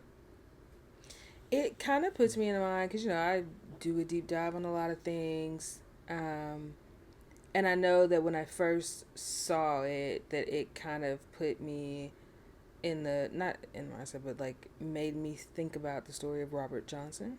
Do you know who that is? Yeah. Yeah. So it made me think about that. Obviously, because everybody talks about the blues being devil music, and but also because the Crossroads was in Mississippi. It is a spot in Mississippi. For those of y'all who don't know, he was a guitarist, I think from the 1920s, I want to say. That when he first started playing, when he was playing in juke joints or whatever, he could not play at all. They said that he was terrible. And the story is that he went to the Crossroads of Mississippi and made a deal with the devil to become the best guitarist. And so when he came back to play in the juke joints, they said that he played so well that it was unrealistic for him to have learned how to play that well in the time that he'd been gone. But that's what it kind of put me in the mind of, just because that story is so tied to the Mississippi and blues. Yeah, so it made me think about that. I don't know if there's an explanation for why there was silver in the guitar. Yeah. I don't know if anybody ever addressed that on social media. Yeah, especially after because Preacher Boy thought that this guitar was from this like famous musician, Yeah. and that Smoke and Stack had won it in like a game or something, and then And they like, just slowly slipped it in at the end, like, oh yeah, this was our daddy's guitar. So I'm like, who's your daddy? right, No. Who's your you daddy? know, Preacher Boy's dad's brother. Yeah. You know, just feels like there's something there. There's something. Sure. There's some kind of lore or backstory there. Yeah. I don't know if maybe their dad experienced something similar. Maybe an encounter with that same vampire. Yeah, I don't know. But I feel like there's definitely more there, and I would love to know about it. But I would also be okay with a sequel, because I'm curious to know, like, what happened after. You know, after Preacher Boy clearly chose his music and his career, like, and he left with the guitar, like, you know, we don't see him again until he's much older. So I would also love a sequel, because I'd love to know, like, what happens between now and then, what happens with Stack and Mary, and does Pearline husband find out what happened? You know, I feel like there's so many things that I would love to know, like, what happened after the movie as well. So who knows? Maybe we'll get 2 more. We should, because like it was great. It was great. I think I think it would do exceptionally well. I think the people would be happy if we got a couple more. Yeah. I guess that's wrapping our Halloween segment. So I guess for the next one, we're moving to our 2 takes. And that's basically, if you don't know, just the segment where we're giving our hot takes, unpopular opinion, old takes, good takes, bad takes. There are takes. Whatever takes. You take what you want to take from our takes. And I actually, I'm gonna let you start. Okay. With yours, and then I'll follow behind you. Okay. My first take of 2 for this week is, I don't think... Actually, that's the wrong take. Sorry. My real first take for this week is, people that dislike something simply because other people like it are the biggest pick-me's on the planet. I swear to God. And should go touch grass. Touch it, please. Roll in it. And that can be anything. Music, movies, books, TV shows. It's okay to be critical of something. It's okay to have an opinion. Yeah. Clearly coming from 2 people whose TikTok account is opinions. Yeah. It's literally what we're doing here right now is like yapping about our opinions, right? So it's okay to be critical of something and to have an opinion of it, and it's also okay for you to not like something. It's so okay. Maybe you're just not the target audience for it. Like, and that's fine. I think the problem comes in when you don't like something solely because a lot of other people like it. Yeah. And I think a solid indicator of when that is happening, not always, but usually an indicator that you just don't like something because a lot of people like it is to refer to something as overrated. This overrated. Now, there are things that are overrated. I'm sure. That there are. Mm-hmm. And that's not to say that you calling something overrated is bad, because sometimes that is the case. But it's usually people that are like, oh, she's overrated. Mm-hmm. Beyonce's overrated. Mm-hmm. Taylor Swift is overrated. Mm-hmm. And I'm always like, well, tell me why. Let's give reasons. Let's give facts. Why are they overrated? Because it sounds like a lot of people enjoy them, and you just don't. Yeah. You know, which is fine. Okay. Like, that's not to say you have to like everything that other people like. Like I said, sometimes things are just not your taste. Yeah. Maybe you're not the target audience that they're trying to reach. Yeah. I feel like I love what Sabrina Carpenter recently said in an interview with Gayle King, where she was talking about her album that just came out, and she was like, I don't really care if Tommy in buttfuck Arkansas doesn't like what I do. You know, like it's okay because that's not who I'm trying to reach, right? No. Like that's not the person that I'm trying to reach with my art and with my music. Like, Yeah.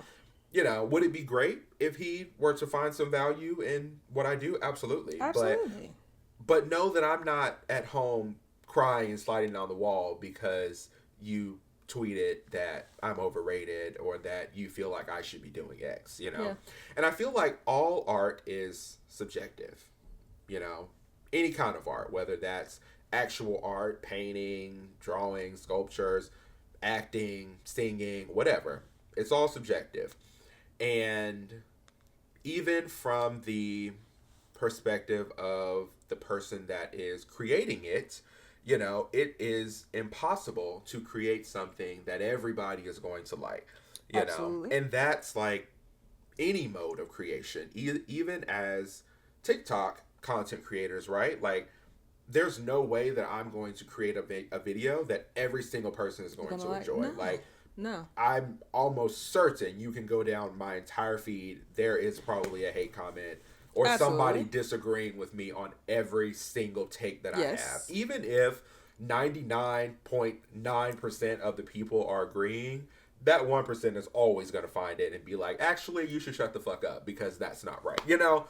So, Yes. like, there's a lot of subjectivity in all art as it is. And like I said, it's okay to be critical. It's okay to have an opinion. Yes. But to simply say something is overrated because a lot of people enjoy it and you are just the 0.1% that don't isn't the flex that you think it is. It doesn't make you cool. It doesn't make you edgy. It doesn't make you indie. It makes you a loser hating ass bitch. And Period. that is my first take. Period. Okay. I wholeheartedly agree. I wholeheartedly agree. For my first take, I think it's real self-explanatory too, but I guess I'll add a little things to it. But we don't always need a reboot. We do not always need a reboot. If you cannot come up with another original story, don't go digging up some shit to try to like play on the nostalgia of kids back in the day. You never do it right. If something was done so great before, there's a 98% chance that you are not going to recapture, one, that same audience, and two, the nostalgia, the feelings that show brought. Like, it's not going to happen. For example, Boy Meets World being brought back as Girl Meets World. We did not need that shit. It was not great. Sorry, not sorry. What else? When you brought the Twilight Zone back, it wasn't great. Charmed. Charmed. Yes, I forgot about Charmed. There's like a slew of them though that I just feel like we could have left them where they were. I want us as a society to get used to just leaving a story where it is. We don't always have to bring anything back, especially if it's not going to add or not going to be recapture what you were wanting it to begin with. Because I get that that's a Raven. I think Raven's home is supposed to be like actually decent. Yeah. I still don't think it was needed. But like I get why people want to do it, because I know I would love to see some of what my old characters that I loved down as a kid, to see what they're doing. Give me a 2-minute video on TikTok saying just like, oh yeah, this is what we had envisioned her going off and doing. I don't need a show on it. I actually want you to come out with some original ideas on some shit that will interest me now. I don't want you digging up characters from the past. I think the Mean Girls remake was supposed to be really, really good. Yeah. Did we need it? I don't think so. I don't think think that we always need a reboot. I'd rather us just have another original show. Yeah. Like I don't think that's ever gonna change. There's plenty of them. I know that y'all in the comments or at home listening and can name off a few yourself. Yeah. We don't always need a reboot. It's okay to leave it where it is. Teen Wolf, we didn't need that movie. Fuck that. We didn't need that movie. And I will add to that point an asterisk. Some shows don't need a reboot, they need a revival. Yeah. So, and I feel like that term reboot is like thrown on everything. Yes. Some shows need to be revived. Yeah. So they don't need to be redone. You need to pick the same where the fuck you left off. Yes. And get it moving again. Yes. Okay. You don't need to redo the story. The story was good as it was. It's so like let things be what they were. Yes. But if you are itching to dive back into this project, let's not redo it. Yeah. Let's just pick up where we left off. Please. There are so many shows that I would love to send through a revival. Yeah. Shadowhunters being one of them. I know you haven't made it to the end yet, but like, I can see the appeal. The way that show ends, it's kind of cliffhangery. Oh, you know? That's gonna make me mad. Like if you're listening from like my TikTok, like a small series that I do is like shows that I feel ended too soon, and I always say I hate a cliffhanger. Yeah, I hate it. I hate it. I hate it. Like I feel like so many of my favorite shows, Shadowhunters, Witches of East End, The Secret Circle, end on these shitty cliffhangers. Yeah. Those are the shows that need to be revived. They need to be picked up right where they left off. Yeah. And let's just continue the story. Yeah. Don't redo it. No need to recast and, it's this person's child. And no. Because I feel like pick up where we left off. That's what Teen Wolf, the movie, needed to do. To pick up where we left off at the end of season 6. Not what the fuck we ended up getting. Right. Like, it was not needed. Yeah. I feel like so many of these, I think that's part of the reason why a lot of the reboots fail is because you're thinking that you're going to recapture this same audience, but it's not the same story. No. I'm like, this isn't the same story that I fell in love with. These aren't the same characters. Like, this is something completely different. This is a different show. Like, that is what people say about the Charmed reboot is that it was a good show. It would have been a better show if it wasn't branded as Charmed. Yeah. If it was a standalone, completely new CW concept show, it would have been great. Like, because it was a good show. The visuals are great. The story was great. It was the fact that they branded it as a Charmed reboot that made the OG Charmed fans, who are like my age now and older, they're like, this ain't the same shit. Like, these ain't even the same characters. And I will say sometimes that the revival does not work either, just because I think that, like, it doesn't, we might not have the same writers, might not be the same animators, because one that I will say that I'll still go back and watch Totally Spies to this day, the original, and will still love it. They did a revival. I hate it. They did, and I tried to sit and watch it, and it's not the same characters, same premise of the show, everything. It just, but it's not the same.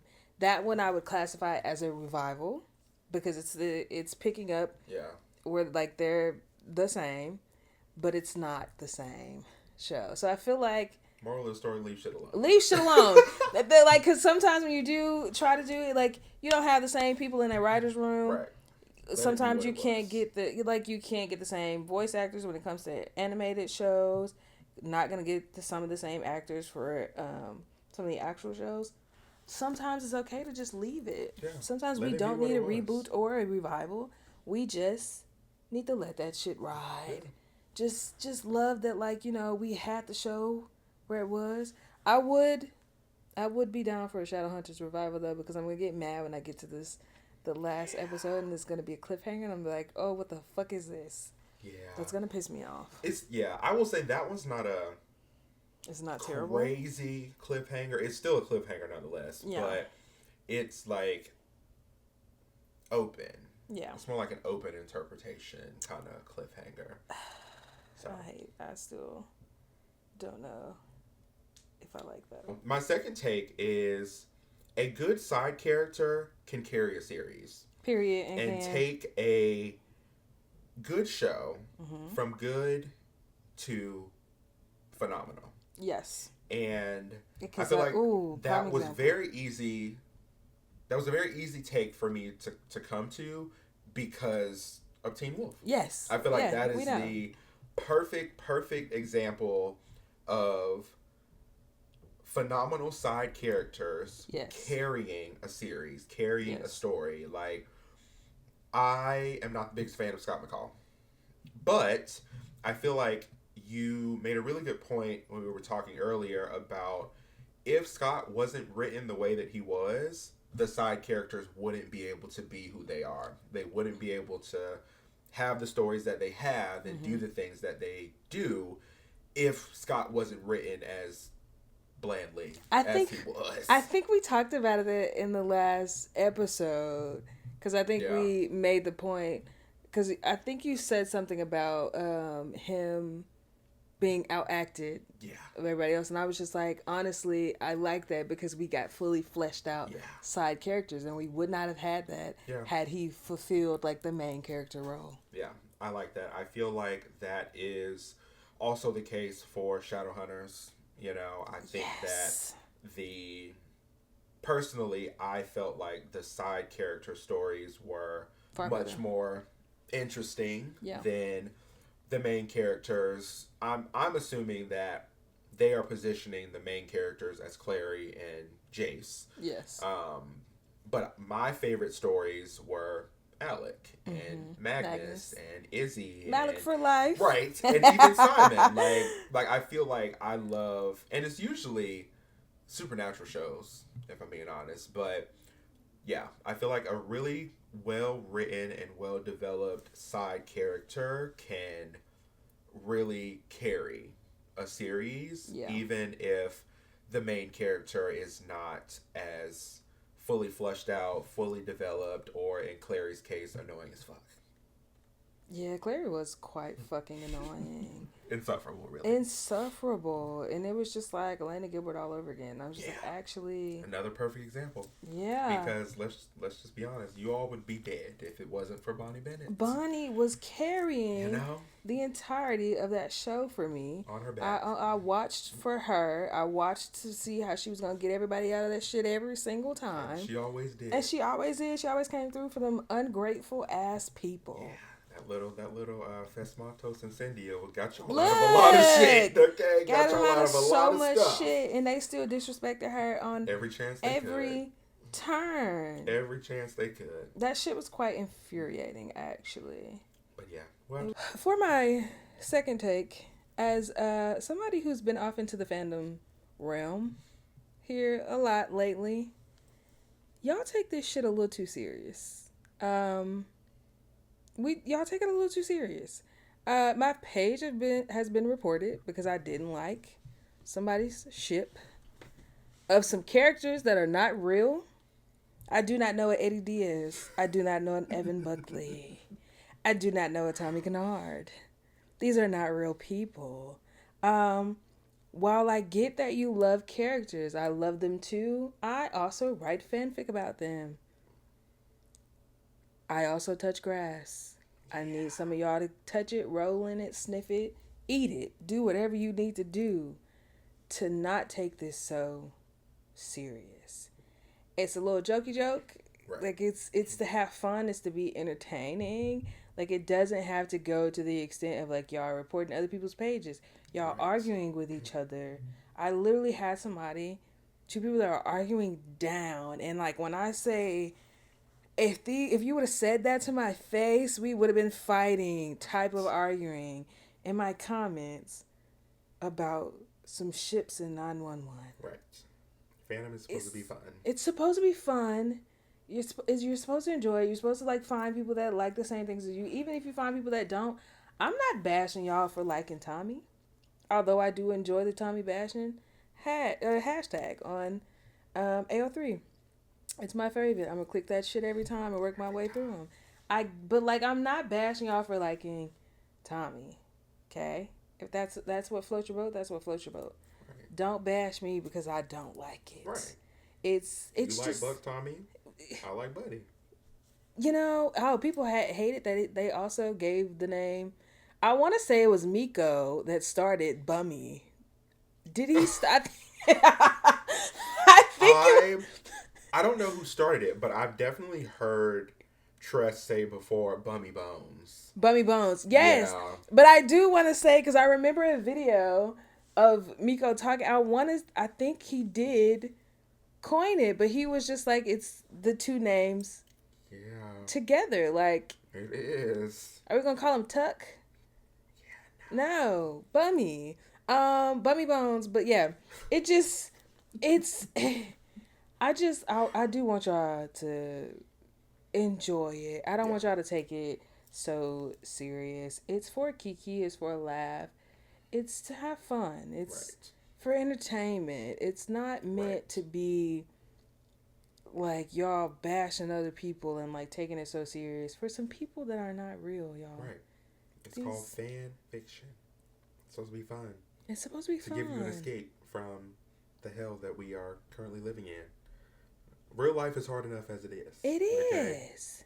The fandom community shouldn't be equally as hard. No, we are on a floating rock paying bills. Exactly. And we arguing about fictional characters. Baby, stop. And at the end of it, you die. Because so let's take a breather. Let's touch a little bit of grass. Let's take a step back and like respect everybody in the community. Okay? So respect everybody else in the fandom, no matter who they ship, who they don't ship, no matter what character they like, what character they don't like, no matter if they're okay that Bobby died. Right. If they aren't. Like, it's... And I'm not. You know... And I'm not. Bring back people. It's okay. It's okay. We can all... I think it's space for all of us here. I think y'all also, like, jump off the deep end... Because when that argument, the kitchen argument, the divorce number 2, happened, the way that people were just talking about Eddie was abusive and this is and that, it's very one-sided with a lot of things in this fandom in particular, 911 fandom. But this goes for all fandom because I've also experienced some things in the Teen Wolf fandom, and seen some things there. So like it's. You know, with the whole Steric thing, and people have their opinion on that.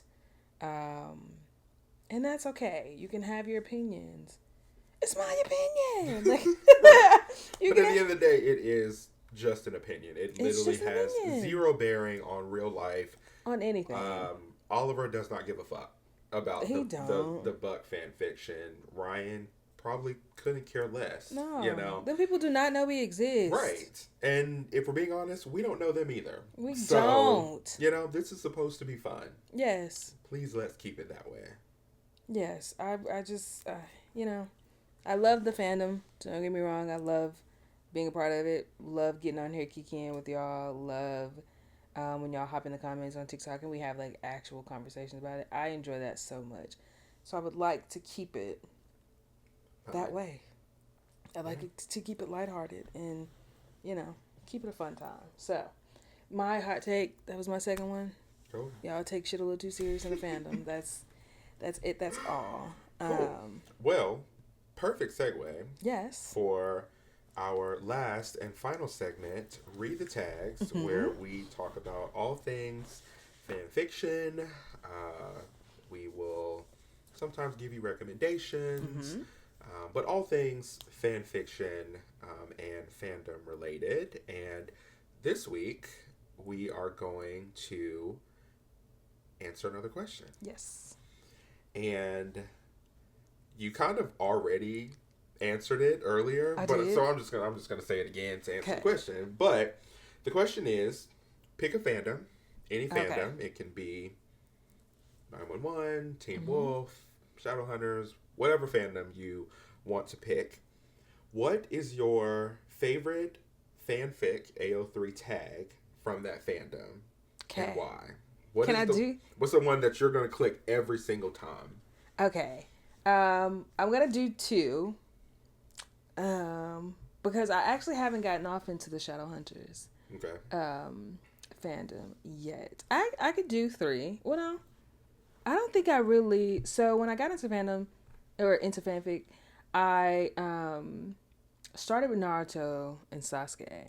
But I don't think that there was a tag there that I absolutely loved. And I know some people don't like AU. I do for Naruto fanfic because them was kids and they was getting beat the fuck up and killed at every turn. So I like to. I will say that AU canon divergent because they were kids and they were ninjas. I like to read about them being in college and enjoying a regular fucking life because they deserved it. They deserved it. So yeah, for that one, AU or canon divergent. Sometimes people write them where like there's no more wars and things like that. So enjoy those. For Teen Wolf, because that's another one that I have delved into a lot. Scott McCall is a bad friend. Same. 110%. Absolutely. Because it's true. Because Scott McCall is a bad fucking friend. It's 1,000% true. He's a terrible fucking friend. Argue with your mom. He never believed Styles. He never showed up for Styles like he should have. It just... And one of the favorite ones, like, with that, it's the Scott, when Scott's a bad friend. A lot of people use that for Steric fix.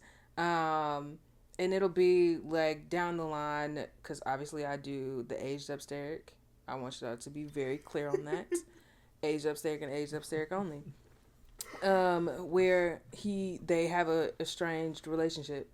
And, it talks about how Scott never believed Styles. And then he also let punk ass Theo, like, tell you, how you gonna let somebody else tell you about your best friend from childhood? What do you mean? Can't nobody come here right now and tell me nothing about my best friend of years? Right. What the fuck? Just like Styles said, he trusted in everybody. And he didn't need to. So, yeah, Scott McCall is a bad friend because he is a bad fucking friend. And 911. My favorite tag in 911. I have two. And I've contributed to one with my one fanfic story that I wrote. That's called? Thank you. It's called, what is it called? Jesus. What do you want? I think Desires of the Heart. Yes. That is the name of it. Because I was never, had he not asked, I would never say the name. It took me so long for me to even say it on TikTok, and that was because somebody found it. But I like to write, or not even write, but emotional Eddie Diaz. Because people like to write him as if he is not emotional, but Eddie is very fucking emotional. Yeah.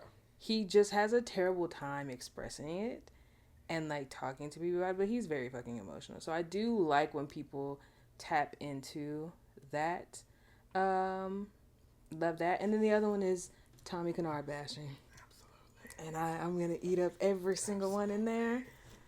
This is my opinion. But I'm going to eat it up every time. 900 plus. Yeah. Shout out to the people who have added, because it used to be like 800, because I had read almost every single one of them, and now we're almost at 1,000. So thank you. The people be writing, okay? Yeah. For 911, even though I definitely said favorite tag, but I'm definitely going to give like 8. 911, definitely Tommy Kennard bashing. I like Accidental Kiss. Ooh. I don't know what it is about those. They're always written. That's new for me. In such a cute kind of way. I'm gonna have to get that. It's always like, because it always leans into the domesticity of Buddy, and it's always usually follows the same thing of them like being domestic in this way that they do so often that they don't even realize they're doing it, and like want to leave to go somewhere and just like a quick little kiss on the cheek, see you later, and then like they both freak out later, like, oh my god, because they're such fucking idiots. Right. My favorites are the one where they do it in front of Chris and and they never notice, and then Chris is like, oh, so are y'all together? Like, is this a thing like, now? Why would you say that? Because he would, and but he like, would, so would. Because y'all You just kissed him. Kissed. And he's like, what the fuck are you talking about? And he's like, replay it in your brain. Actually, walk yourself through it. I'm telling you, it happened. Yeah. Love that one. Okay. And I also really like Jealous Eddie. I love Jealous Eddie. I like that one because the show always paints Buck out as the emotional one. And they love to paint Eddie as the one that doesn't feel anything. And so you need to try emotional Eddie Diaz. I might have to get into that one. But yeah, it's like canon that Buck's gonna be the one crashing in and out. Yes. Right? So like and I like the Jealous Buck fix too. Like they're really good, really well written, but I'm like, that's very typical of who we know Buck to be. Mm-hmm. But Eddie that's not the case. Like I like a crashing out Eddie. But like, and I don't know why people don't think that Eddie would crash the fuck out, because Eddie has shown that is a crash out. Exactly. Like I'm confused. Illegal fighting. Exactly. You're going to jail. Eddie's a fucking crash out, y'all. I don't know why y'all don't think he is. One of my ones that I really, really enjoyed was Buck ends up proposing. I'll have to find the name or whatever. I might put it in like the description. But Buck ends up proposing to Natalia, mm-hmm. and Eddie crashes out about it. Like he packs up his entire house and moves mm-hmm. back to Texas, and then starts a email exchange with Buck, because Buck sends him an email invitation to the wedding, and like it's some real petty ass shit. Oh, yeah, because Eddie's a crash out. Yeah. Eddie's a crash out. Yeah, and I love when he overreacts and affects. He will definitely be jealous. Okay, keep going. Yeah, so that's another one. I think outside of that, Christopher Diaz is a national treasure. Yes. Is easily mm-hmm. One of my favorites. Christopher Diaz is at a sleepover. But I would rather them do that if they can't write him though. Yes. Yeah, because some of them write him like he's 2. Babes, this is a... Let me tell you, in the fanfic universe, Christopher Diaz has more of a social life than adults that I know. He's so popular. He is so popular. All the kids in the neighborhood fuck with Chris. Yes. He running the streets, mm-hmm. okay? Everybody at school. Everybody want him. You know, I like that they have started to switch it up a little bit now, and it's like, oh, his friends have missed him so bad when he was in Texas, so they all just want... They all just want to hang out with Chris. Excuse. They all just want to hang out with Chris. So every weekend he's at a sleepover, you know, and Buck is just toe up about it. He just have no choice but to just lounge around their house and be sad. Christopher Diaz at a sleepover is a really good one. Yes. I also we talked about Tommy Kennard mm-hmm. bashing. Mm-hmm. I don't know the exact tag for it, but I like the stories that talk about the friendship between Eddie and Karen, or Eddie and Maddie. Like I don't know if there's necessarily there's some nice though that they be calling. And there's some people that will tag it like Eddie Maddie friendship or something like that. But I love all of those. Like, I love the ones because it's so fucking unrealistic that they haven't talked. The show misses out so much on having Eddie and Maddie have their own scenes. You have one very important person in common. There's no fucking way that there's no way that you have nothing to talk about. But they also have a lot of things in common themselves with like their stories, with parallels within their stories that they should be at least friends. Right. It doesn't make sense. And then also, I think the only one that we got this last season was Eddie was over at Hen and Karen's when he was after Bobby had died. That's it. But like I fully think that Eddie is over there having wine nights and gossiping. Yeah. Like I like that. Yeah, those are some of my favorites. I like the ones where they're friends. Yeah.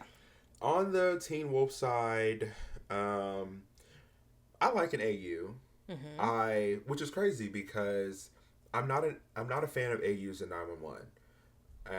Because I like it to stick close to the story. Yeah. There are like 2 or 3 AUs that I'm like, okay, I'm glad I gave that a chance. It's really good. But I like an AU in Teen Wolf. So I like canon Divergence. from Teen Wolf. I'm not sure I've read any that are AU. I think from Teen Wolf. Yeah. What is an example of like one of the ones that you? And even at least the AUs that I've read aren't complete AUs, like different worlds per se. Yeah. There's one that comes to mind of like Styles is a bookshop owner. Oh, I think I did read one. And like it looks like a bookshop, but in reality it's like a magic shop. Ooh. So like to just like the regular person, you would think, oh, this is just like a little joke, magic trick kind of thing. But to an actual like witch, like it's like an actual place where you can come and get stuff. Okay. And Derek and I especially like the ones where Laura is still alive. Yeah. And in this one, you know, they had just moved back to town, you know, stumble into this bookshop and Derek ensues from there, you Period. know. So yeah, I like slight canon divergent AUs in that way. I like, again, another one that comes to mind, I literally can't think of the title, but it's about, again, Derek and Laura come back to town. None of the stuff that happened actually happened. They like live in New York and they come back to town for something, and it's kind of about the same story. So Laura gets attacked, but she doesn't die, and like Styles just happens to be out. He is a witch, like magic user, finds her, you know, of course she's in her wolf form, so he's thinking, oh, this animal is wounded, I'm gonna take care of it, nurse it back to health. You know, she is well enough to transform back, realizes, oh my fucking god, this is a person, you know. And then like friendship ensues from there, Derek ensues from there. So I like slight canon divergent AUs. And then the only other one from Teen Wolf that I really like is Magic Styles. Love a Magic Styles. Okay, because they really missed the opportunity. They missed the mark. Missed it real bad. Yeah, and I don't understand. Maybe I've seen people comment that like maybe it was a decision amongst like Dylan. I find that hard to believe, but I don't understand why that was a storyline that they skipped out on, especially because it seemed like they were heading down that path with that whole Mountain Ash situation. So like, I just hate that it never became anything. You know, like I get that they didn't want to lose that the human in the back, human comedic relief dynamic that Styles definitely filled. He for sure. But I feel like that we could have done more there. You know, and even if we didn't introduce it as that, like I feel maybe I said this in my TikTok video about it. Void Styles was the perfect segue into that. Absolutely. After that was resolved, like that would have been the perfect turning point to say that him going through all of that, you know, ignited this dormant magic that has always lived in him. Yeah. And now this is where we are. Yeah. You know? I would have accepted it. Right. I would have accepted it. It would have made sense. It would have made sense. You know, it would have made sense, like, why this evil spirit would have chosen him in the first place, you know? Especially because there was a point where they were all wondering, I'm pretty sure Derek even said, like, poor defenseless style. You know, like, he did. Like, why would it choose him? Like, that would have been the perfect opportunity to say like, this is why he was chosen, because this has been in him, you know, for years. They could have tied in his mom. Like, she was also, and I think that is usually the route that the Magic Styles stories take is that, like, you know, his mom was a witch, and, you know, John. Because who the fuck is Noah? Right. John knew, you know, but he kept it from Styles because he didn't know if that was going to be something that he experienced. But then things started happening and he was like, okay, I can't keep it from you anymore. You know, I love that, you know, they often will write that his mom left him notes and a book and letters and stuff for when the time came. Okay, I'm gonna have to dive into this. Yeah, because like I've read ones where he's like a spark or has powers, or he's like emissary for Derek's pack. Yeah. But like, I don't think I've read one where it goes into like a connection with like his mom or anything like that. I think I would love to watch that or read that. So. Yeah, unfortunately, I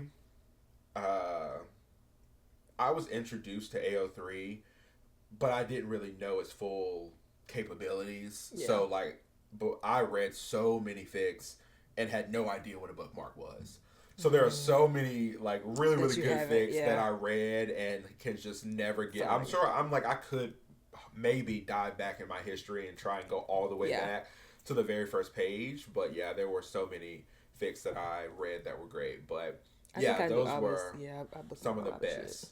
Yeah, I love the ones that tie in his mom and she was a witch, and especially because they never talk about that Polish side of his family, like where that weird ass name came from, and so like usually the fics will dive into that, like your mom's family has a history of magic and she left you all this stuff, for when the time came and you were ready, and he reads through all the letters, and usually it's like a magic book and all of this stuff.